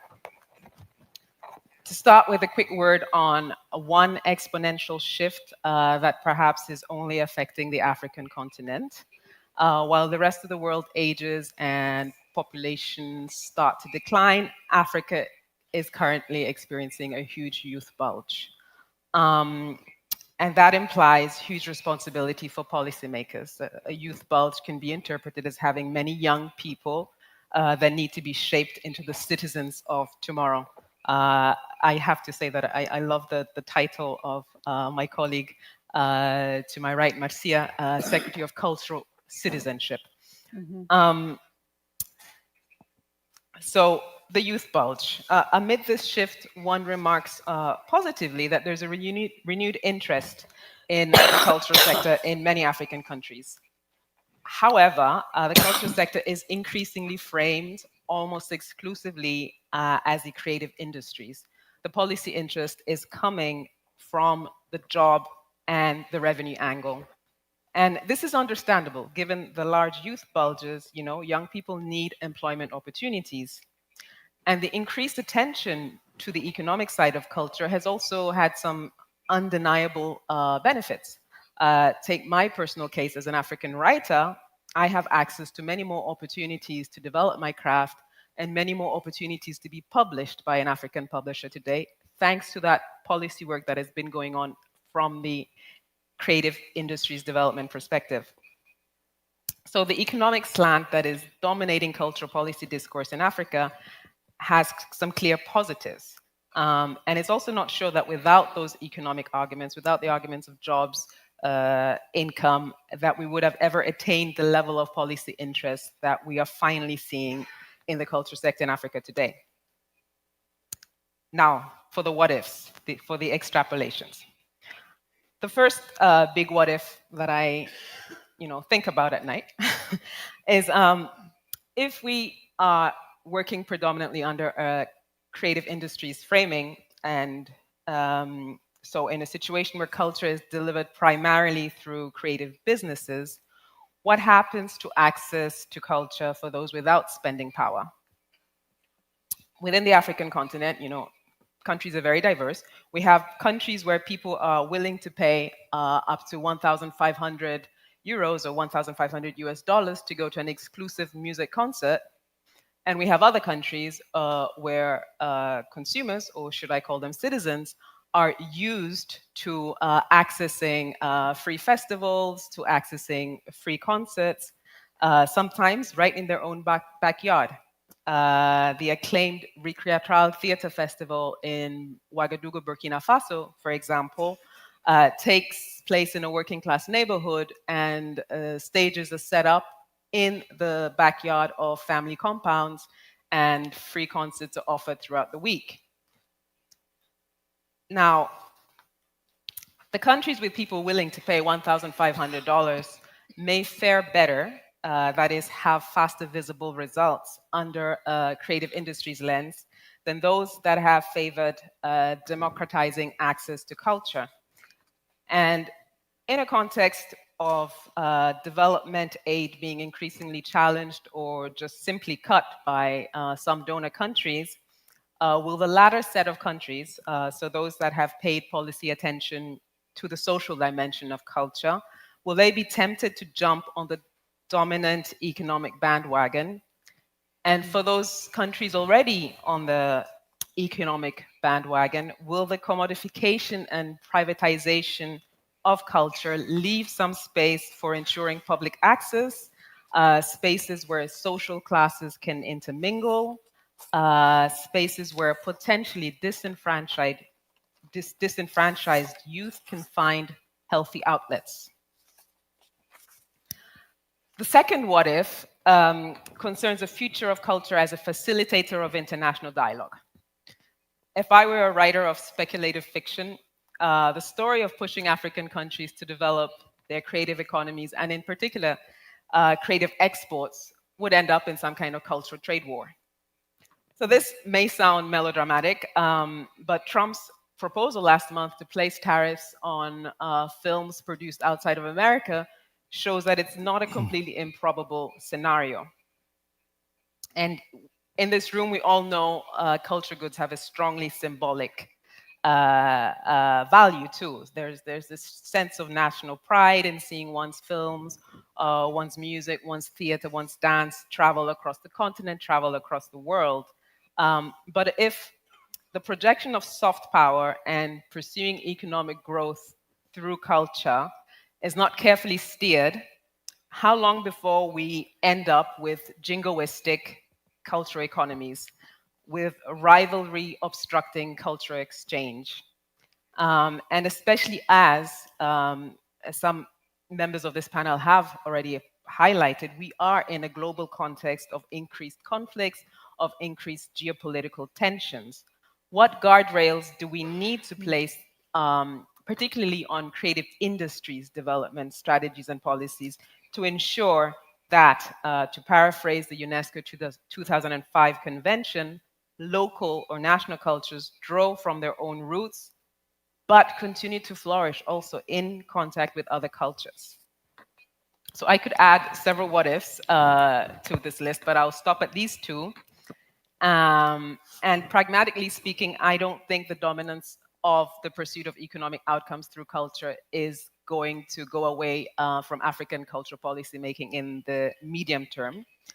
So then the non-negotiable for charting the future of culture in Africa, for me, becomes about, what language, what tools do we need to use to ensure that social dimensions of culture policy are not neglected, that culture does not become the reserve of urban moneyed classes, that culture continues to enhance dialogue between nations.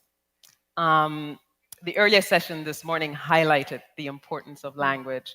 It's easier to obscure the social dimension of culture if you are used to referring to it as the CCIs, the culture and creative industries, rather than the CCS, the culture and creative sectors.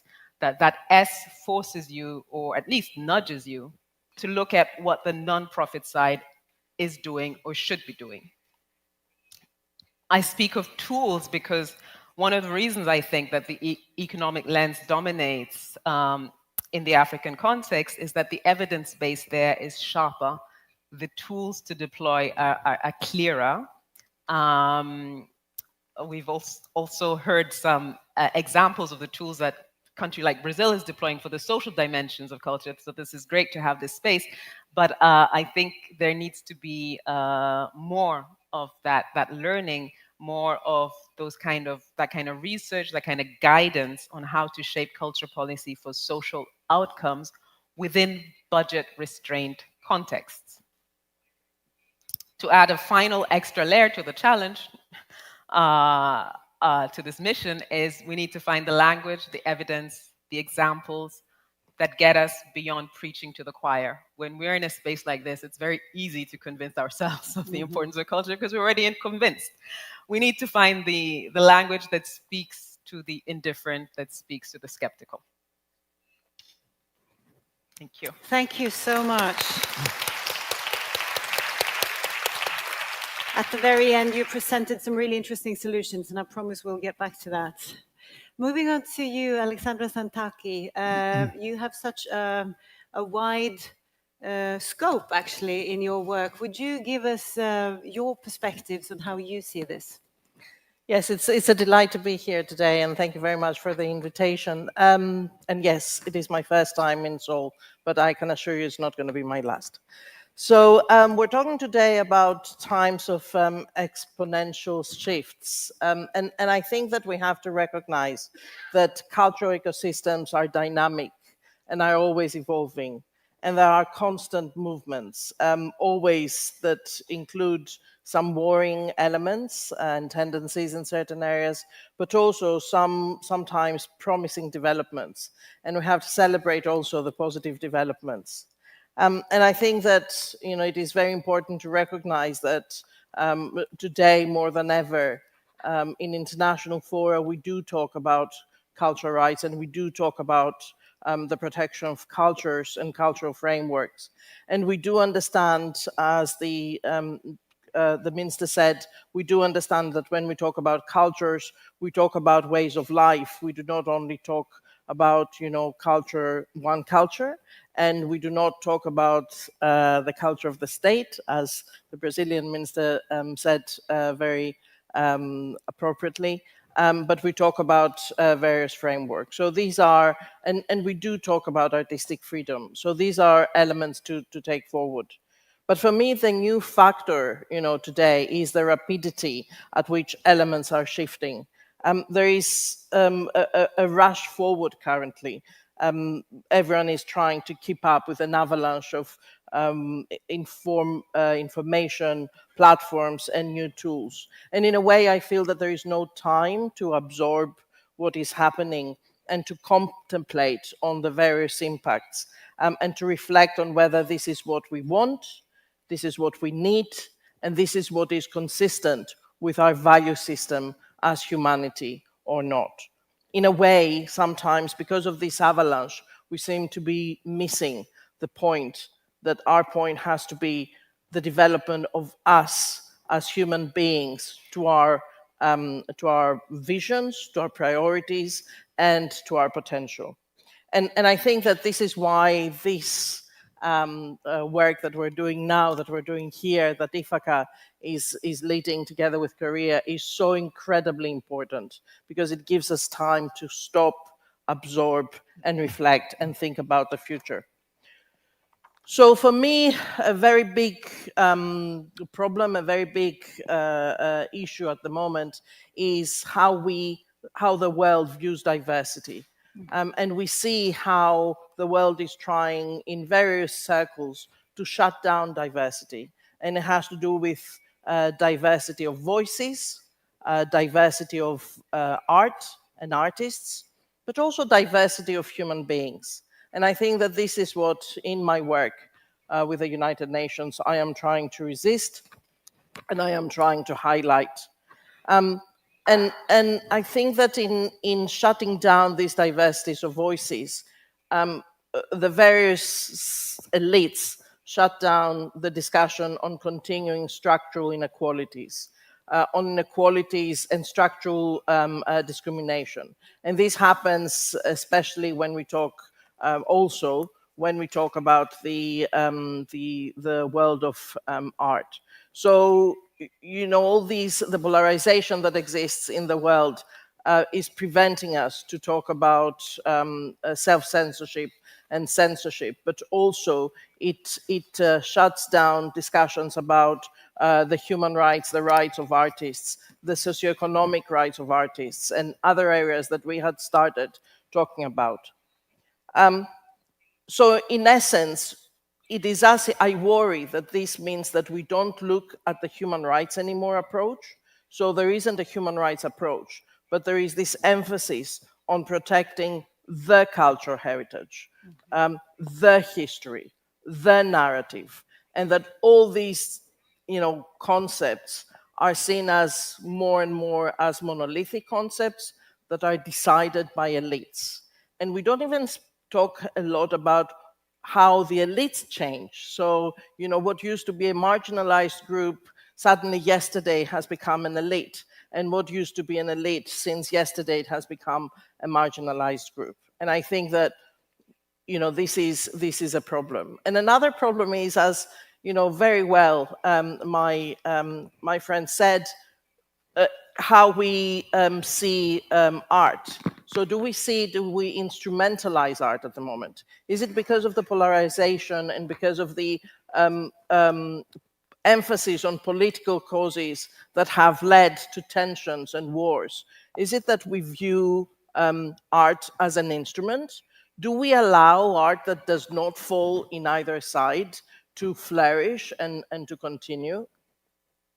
And I think that for this, we have to take into account that there is the other side as well. At the moment, there are new opportunities. So I see in the new, world how it has emerged in the last couple of years. I see new actors because some states have withdrawn from international fora, from the international scene. Other states, other actors are trying to get momentum and to find their voice even more. And I think that we have to engage, we have to support, and we have to recognize that this is what's happening. Because it is all about participation, isn't it? It is about participation of everyone, participation of every nation, of every artist, and every part of the audience as well.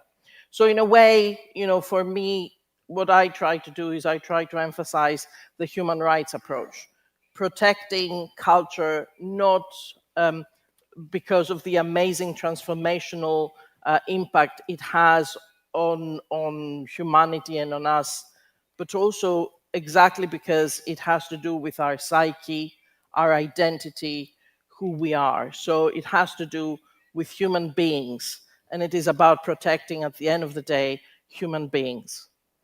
Thank you. Thank you so much.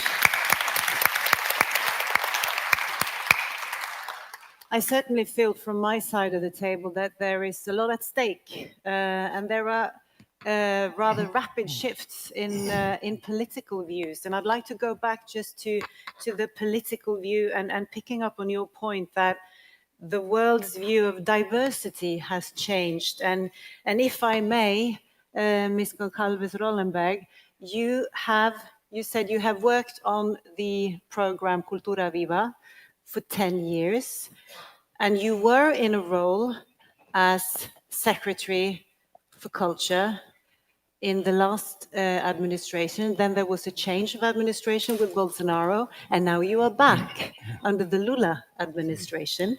And what I'm hearing, your policies now are very much based on diversity and inclusion, giving voices to marginal voices.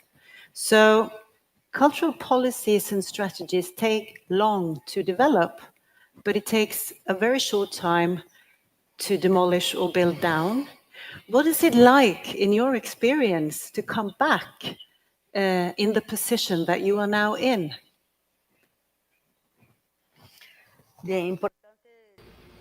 It's very important to say that the organization of the civil society is a very rich pathway to state the policies. During the Bolsonaro administration, the activists were the protagonists to state and formulate the legal framework, and especially for investment in culture.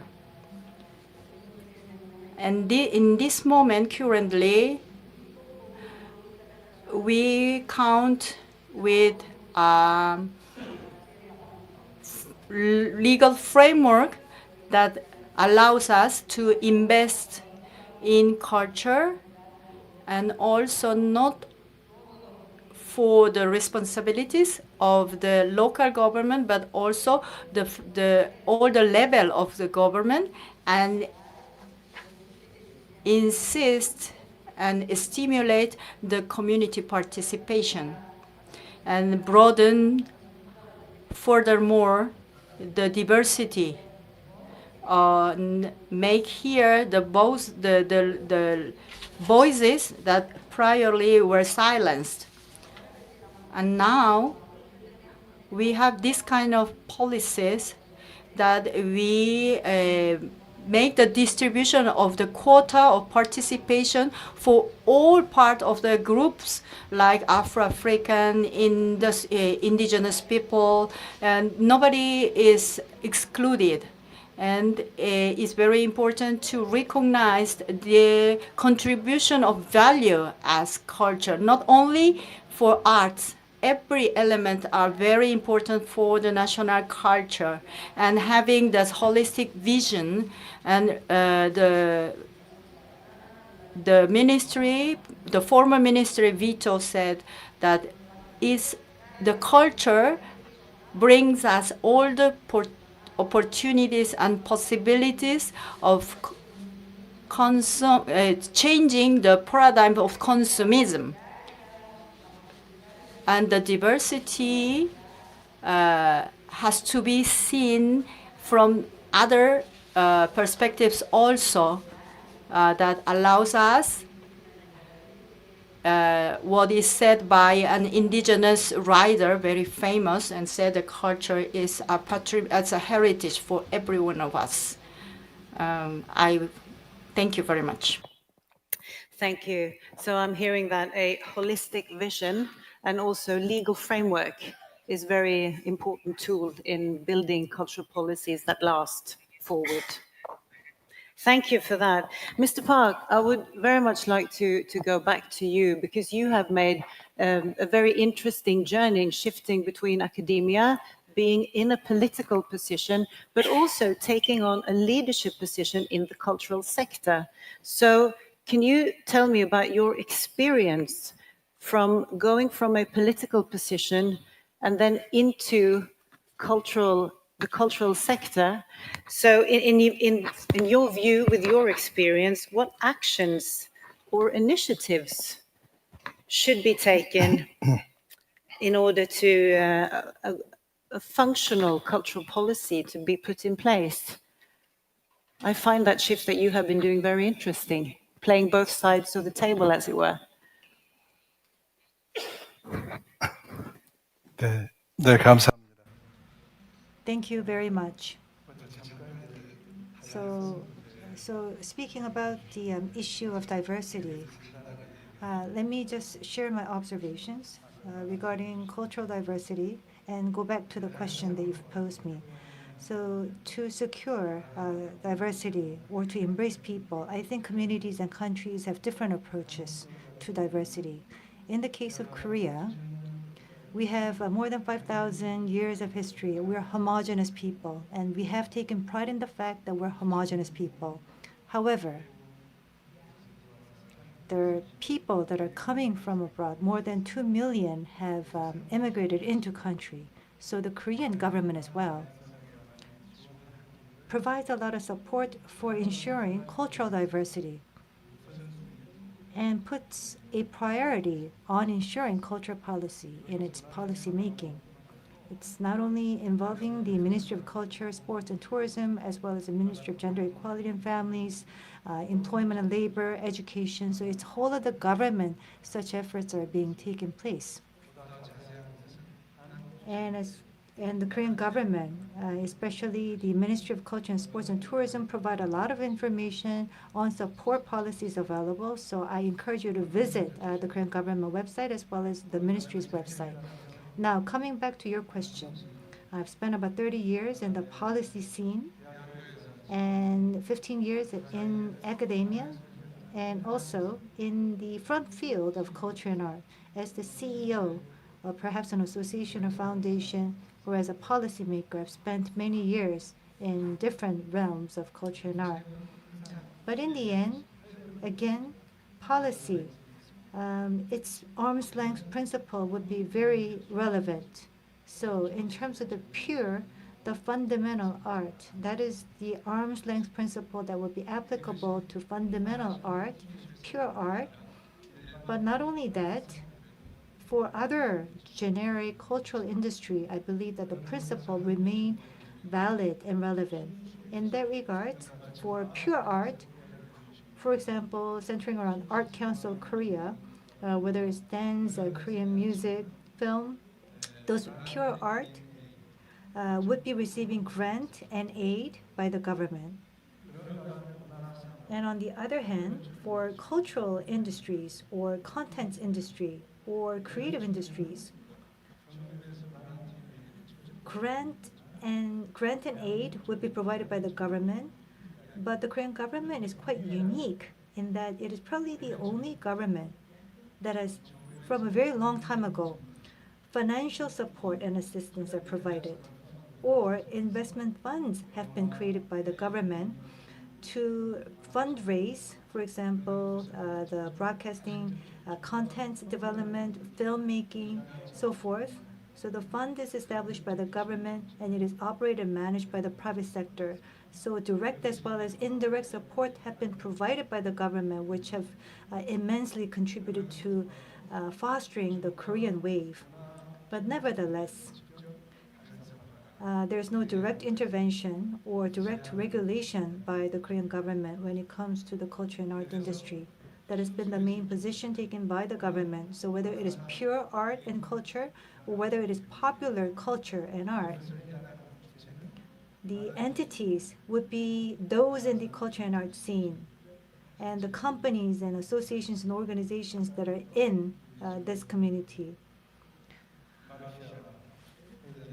And Marcia pointed out very rightfully that it is not the government that is developing the policies for culture, but it's the people that are in the industry or the consumers and audience. Government is here to provide support. That would have to be the mandate on the government. And of course, our government has been doing exactly that. But when I was in the culture scene, I think you cannot overemphasize the importance of government support and assistance.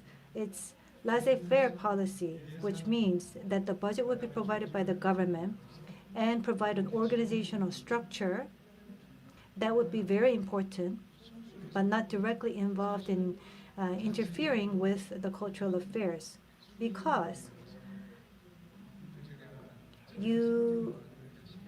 because it's very difficult to create a self-sustaining ecosystem for culture and art, so government support would be critical. And when it comes to culture and art industry, for example, the United States, they have a self-sustaining ecosystem because it is different there. But what about Europe? Now, even with their strong presence there in terms of the taxation policies or financing policies, without support from the government, cultural industry would have difficulties in sustaining themselves and fostering growth. That is why the government policy would have a very important role to play.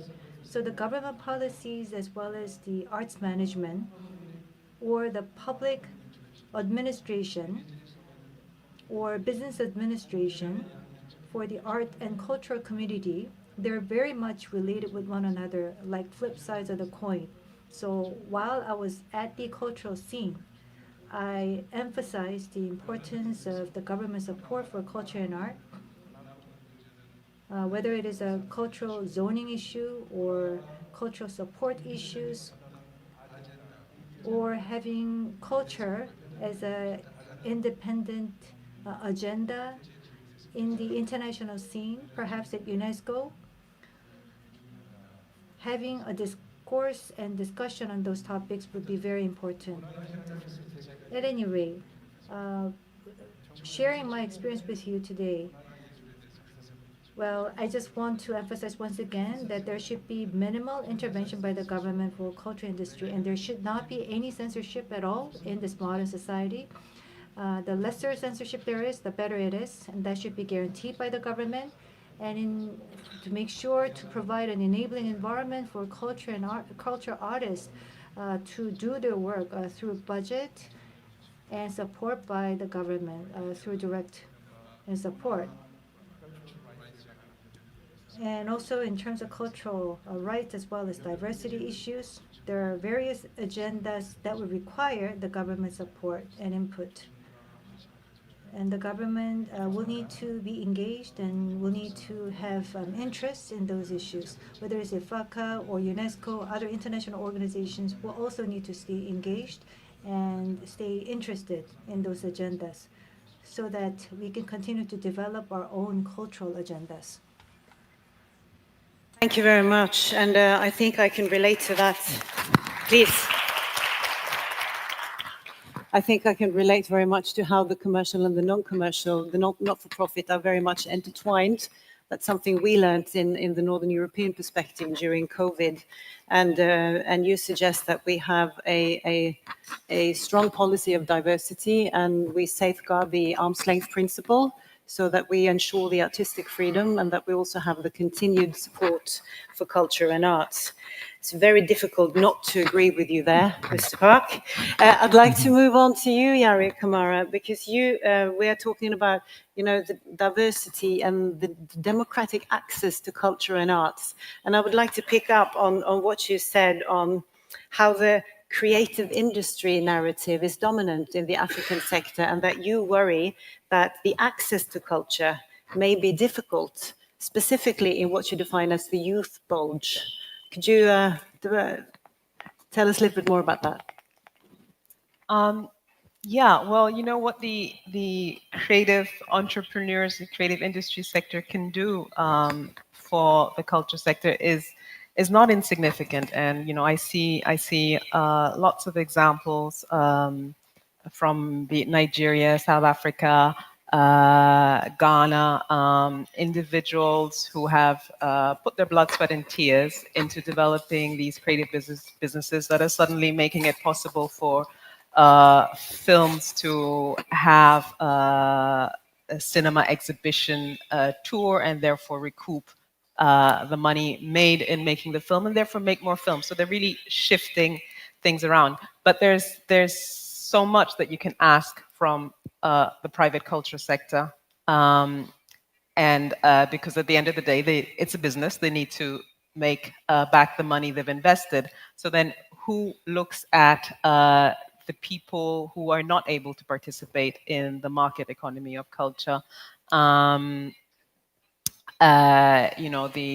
socially marginalized, who's taking care of the policy to ensure that they can also access arts and culture, and also in terms of the continuity of many pre-colonial cultural practices in Africa, which were communal and which were non-market based. Who is doing the work to ensure that these non-market based communal cultural practices can continue to thrive and evolve?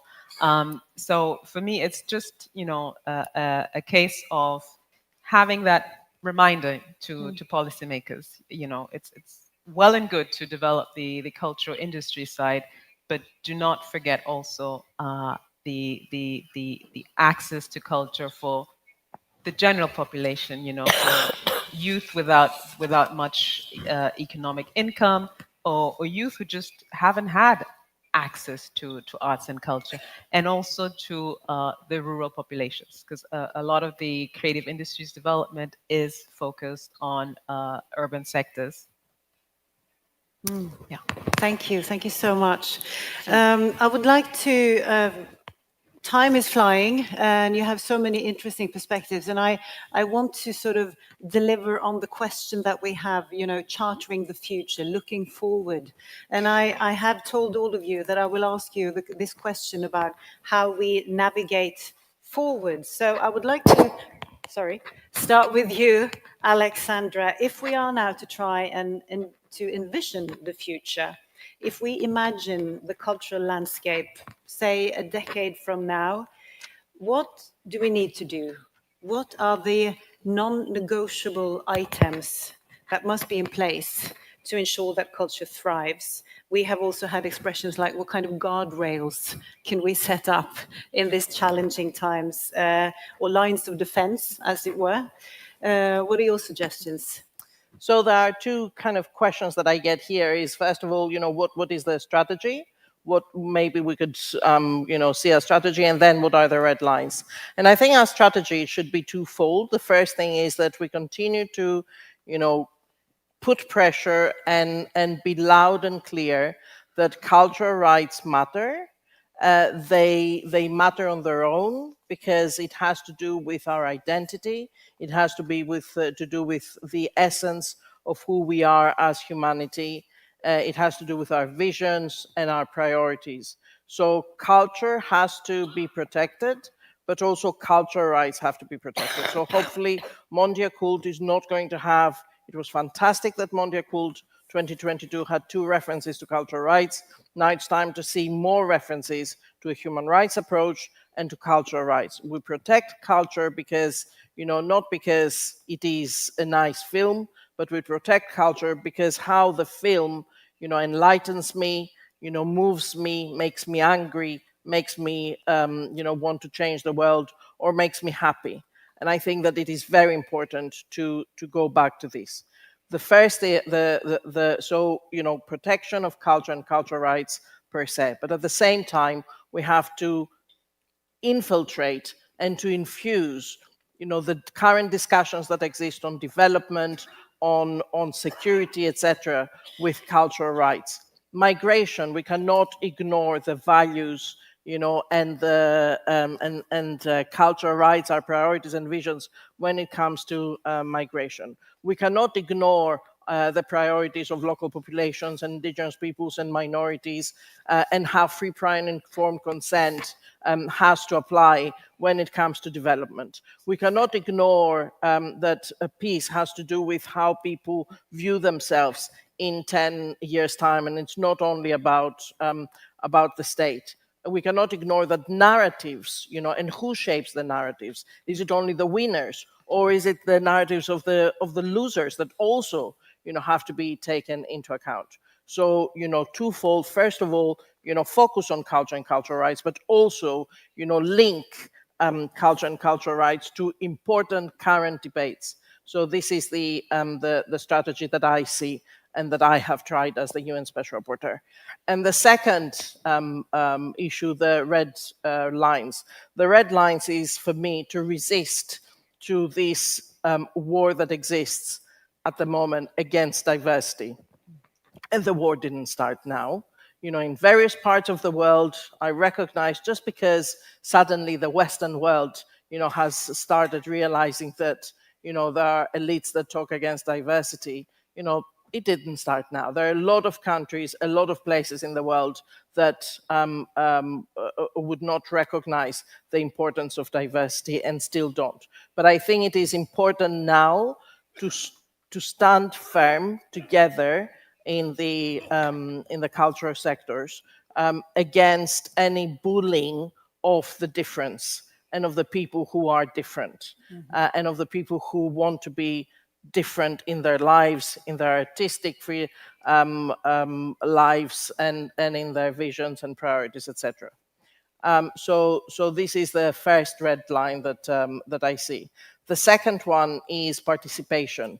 No, it's not going to be just the expert. It's not going to be me as an expert talking about knowledge. It is going to be the indigenous person that is going to teach me, their scientific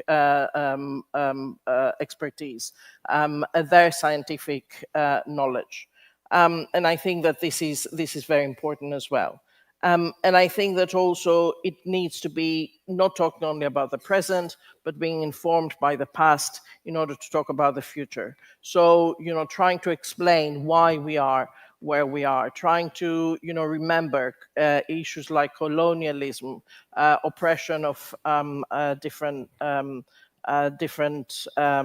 populations of the world, and how these need to liberate themselves. So when we talk about red lines, I think that for me would be, first of all, to make sure that we preserve the importance of diversity, we preserve a cultural rights approach, and if I may as well, we talk about the importance of cultures and cultural frameworks for who we are, for the psyche, not only for tourism, not only for, kind of to attract,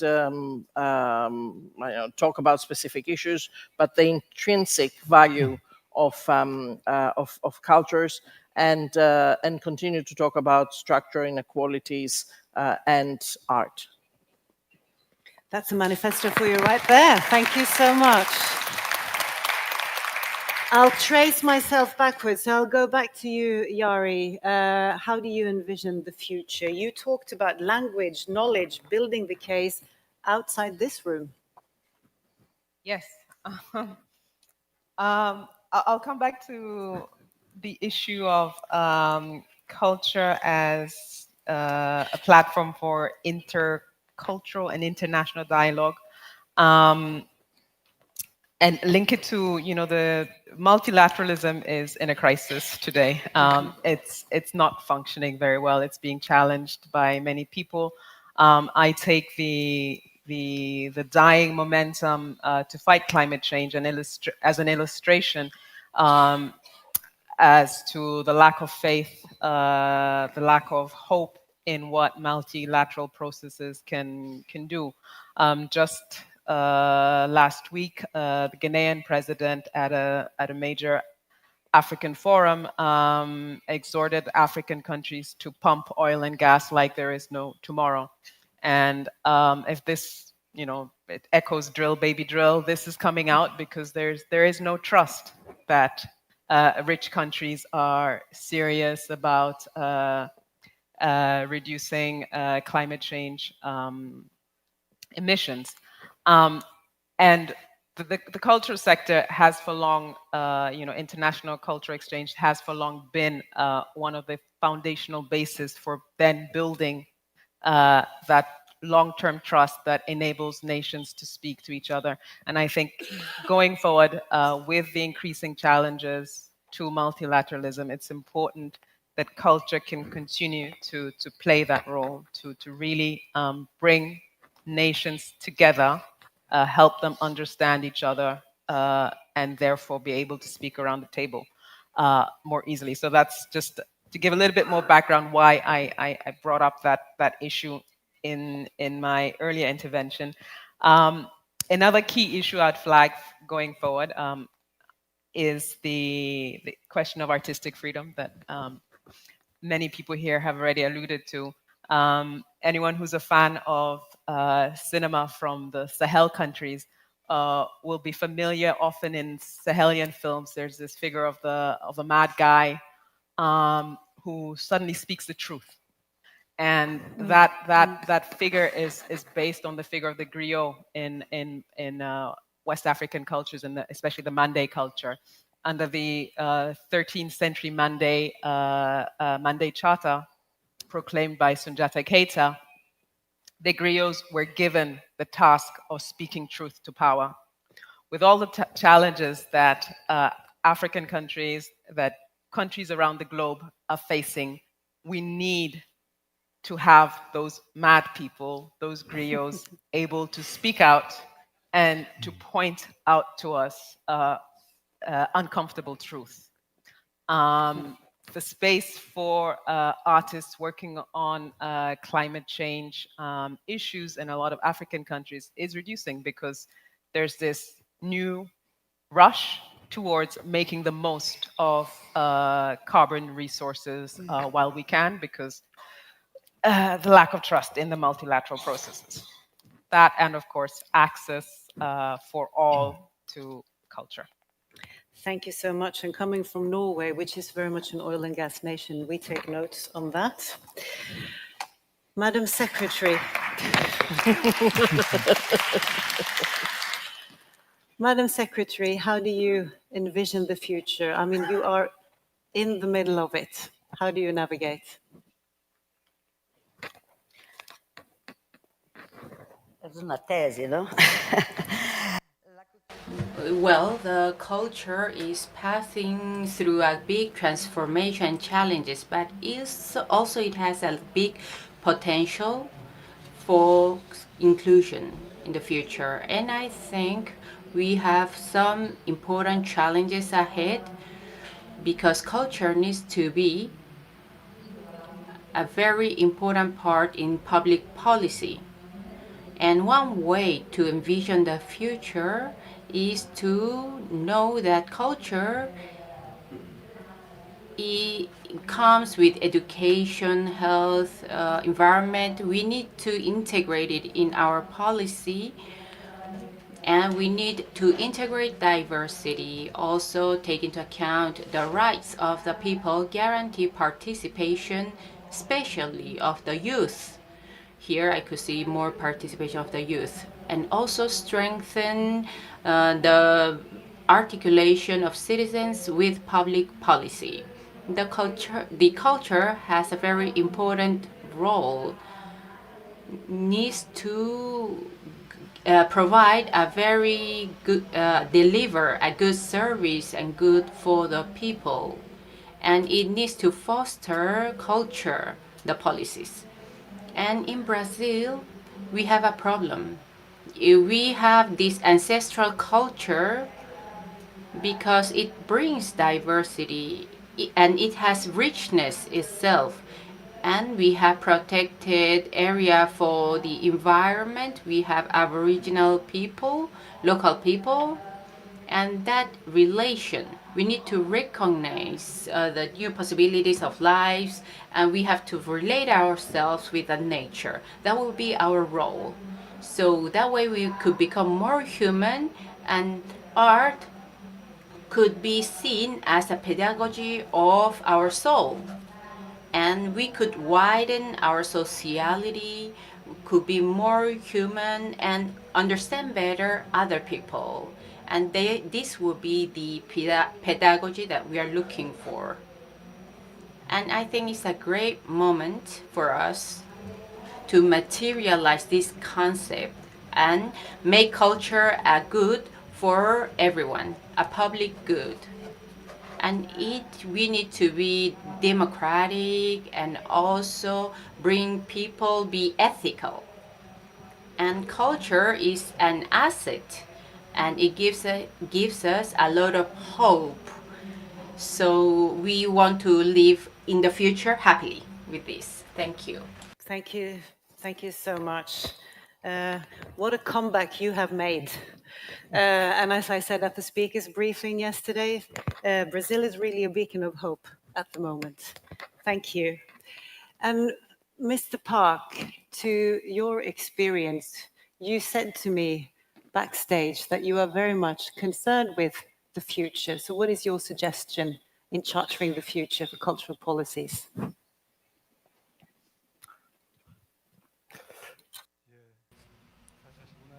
Well, as a matter of fact, the future of culture, no one can tell. And there's not, maybe we cannot just put one word to the future of culture, because every country, every nation is in a different state and different situation. But one thing for sure, or one prediction I can make, is that culture is life. And it is the center of life. And at the center of life, there are human beings. So cultural contents will be continuously developed in order to provide more entertaining elements to people. On top of that, you have AI, virtual reality, and metaverse. And all these technologies will come together and converge with the cultural contents. And cultural contents will continue to accelerate towards that direction. And together with capitalism, it will become ever more commercialized, and cultural phenomenon will take place as a phenomenon of a cultural industry. Now, against that backdrop, in this context, what should we do to future-proof ourselves and to prepare for such future? So I took one example to illustrate the future. Now, in this new world of future, what do we need to do to prepare ourselves? Two things. First, preserve and to promote. So preservation and promotion. So in this new world, how can we preserve our tradition and secure cultural diversity and put a human face to contents in the development process, and how can we preserve pure form of arts? And I think that will be a very important point of discussion. Of course, we've given birth to technology, but we will be dominated or overwhelmed by technology, or we could be subservient and subject to technology, and the sense of humanity will disappear. And there could be such crisis emerging on horizon. That is why cultural diversity and humanistic contents have to go hand in hand.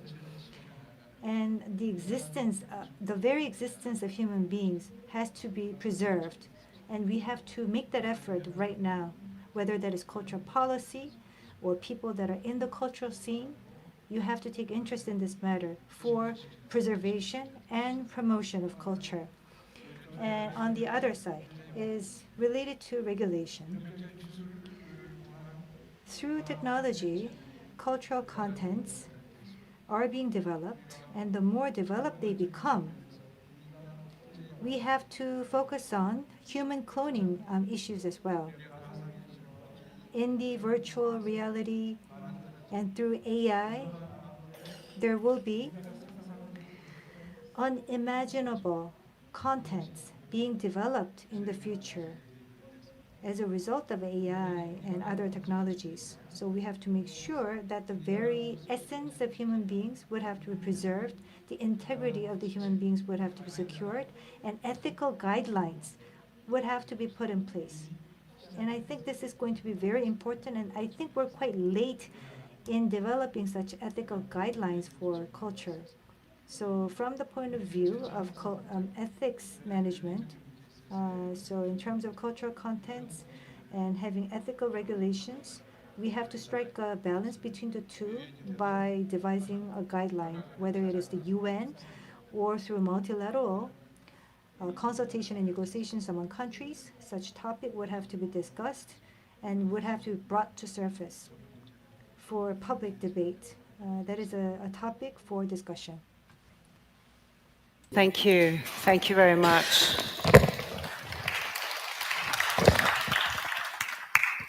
Before I try and sum up this interesting conversation, which is going to be quite difficult, we are in a luxury of having 4 minutes left.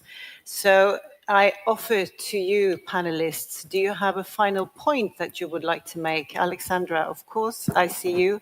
Anyone else who would like to make a final statement before we close? Alexandra, over to you. I think it is important to recognize that the international organizations are made of states. So it is the states that have to get together and ensure that cultural rights and cultural frameworks are protected. Sometimes I hear these discussions about international organizations such as the UN as if it is an amorphous entity on its own, but it is states, and also it is the art councils and the cultural agencies like you who are doing such an amazing job in actually keeping cultural rights visible and making states, push states to continue to discuss these issues. So I think that this is the first thing. The second thing that I wanted to say is that in addition to states, now we have a new entry in the last 20 years, but especially in the cultural sectors, which is transnational corporations. And I think that we need to reflect and discuss and take into account the human rights approach when it comes to the responsibility that the big tech companies have when it comes to protecting or ensuring that there is no harm done and due diligence in cultural rights and in cultural frameworks.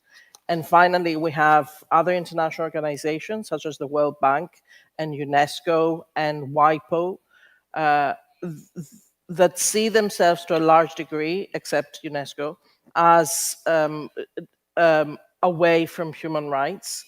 And again, it is the states that are these organizations.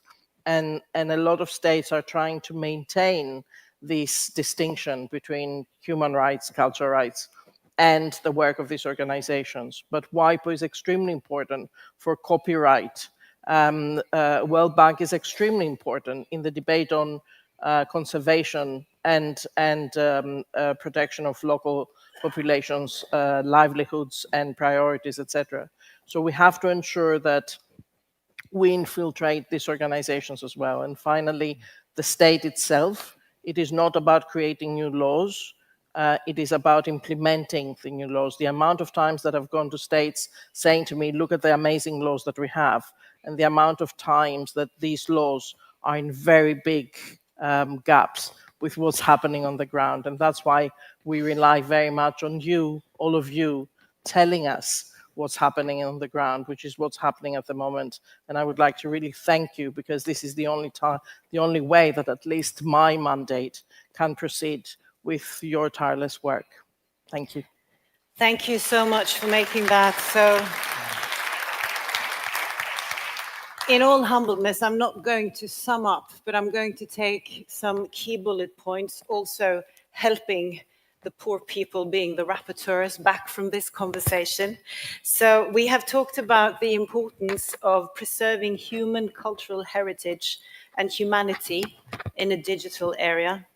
We have talked about how to trust the framework that Santakis underlining, that cultural rights matter and that we need to resist the war on diversity. We see culture as human capital, not a commodity, and we believe in participation and also international collaboration and multinationalism. We need to continue to believe in that. We are going to insist on the support of artistic freedom, and we need whole-of-government approaches in human-centered policies.